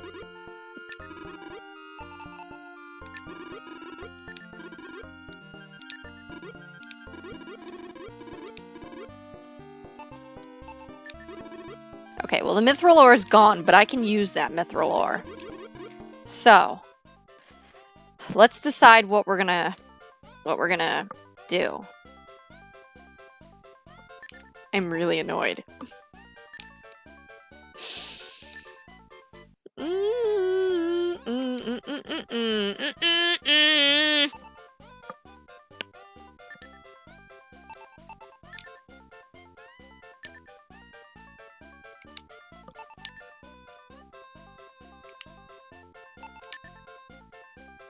Okay. Well, I'm gonna get Milo something, because he's pretty weak. Probably a weapon. Pretty mad. Pretty angry. Smacks you on the head, but in a nice way.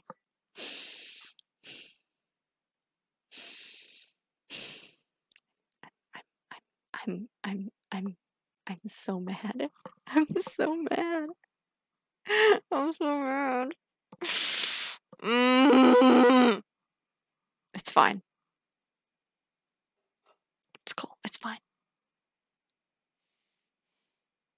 Okay, so there's quite a few mithril items that Milo can use. There's 2. So, they look like they're a lot of money, though. So let me talk to the trader and see if that actually is the case.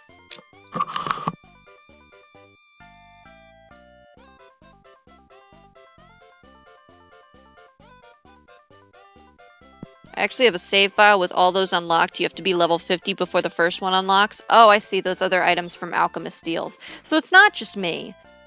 Like, I thought that maybe, I was just not looking. What can I do for you? Craft, please.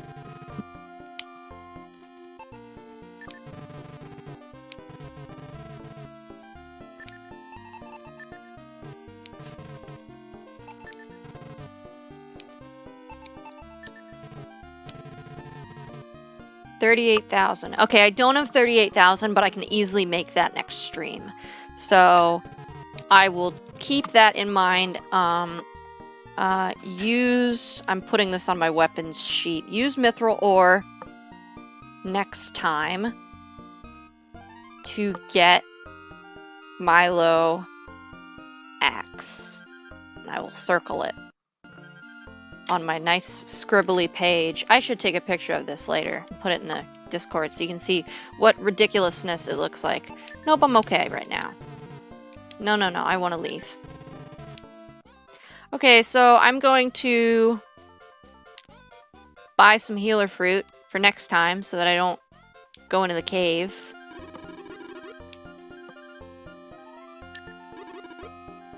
Like that last time when I went into the cave without the healer fruit. I like that I got that revival item. I think that'll be useful. Even if it's just for one time, you never know when that'll come in handy. Even if I just hold on to it for later.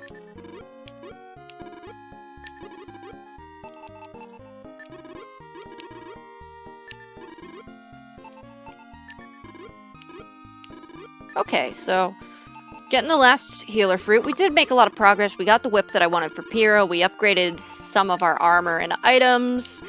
We got further in level 4. Unfortunately, we died right before an item that I really wanted to get, but we'll live. I got a mithril ore. We're still working on getting that cell key so I can get that second mithril ore, but I think this will be good because I'll be able to keep making mithril items. What was the site when you were looking at all the items? So this is the Shining Wiki. I will show you. This is the general Shining Wiki.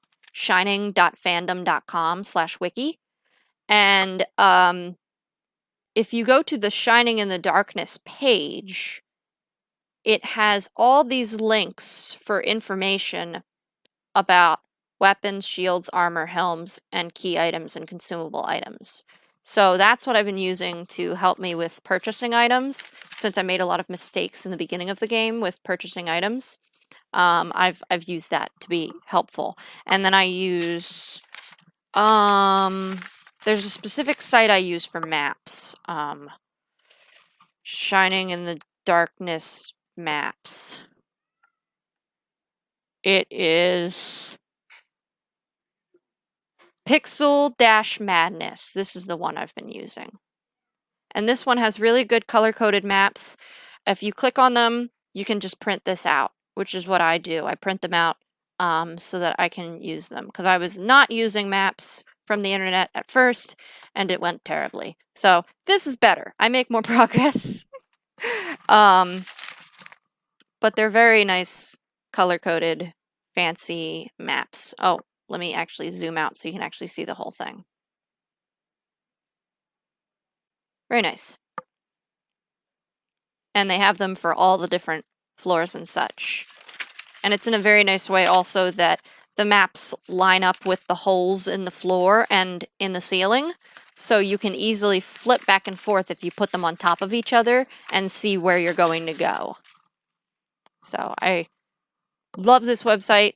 Out of all the maps that I've used during this stream, Pixel Madness has had the best maps, and I thank them a lot for it. They look like they might even be a little bit of a German website, because I see some German words. But yeah. So, since I bought all my items, we've gotten the armor for next time. The next stream... The game is meant for the player to run into dead ends to progress with XP. Yeah, definitely very grindy. So next week, Thursday, I will be playing Best Friend Forever again. We're going to take a break from this for a week, play Best Friend Forever, because I've been doing a ton of Shining streams, and I have a backlog of now 3 streams. One of the VODs will go up on my YouTube channel today, by the end of the day. Maybe the second one, but probably not. The second one might go up by the end of the week. Best Friend Forever, same time, same place, next week, Thursday. And then Shining will come back the week after that. Unless Pizza Time Explosion updates with the DLC. Then I might change things. I might do 2 streams after that to get both of those in, to get Shining and Pizza Time in. But thank you everyone so much for watching. I always love to see new faces. If you want to see more Shining streams and other streams similar to this, you can follow me on YouTube. The username is wisploid, same as this username.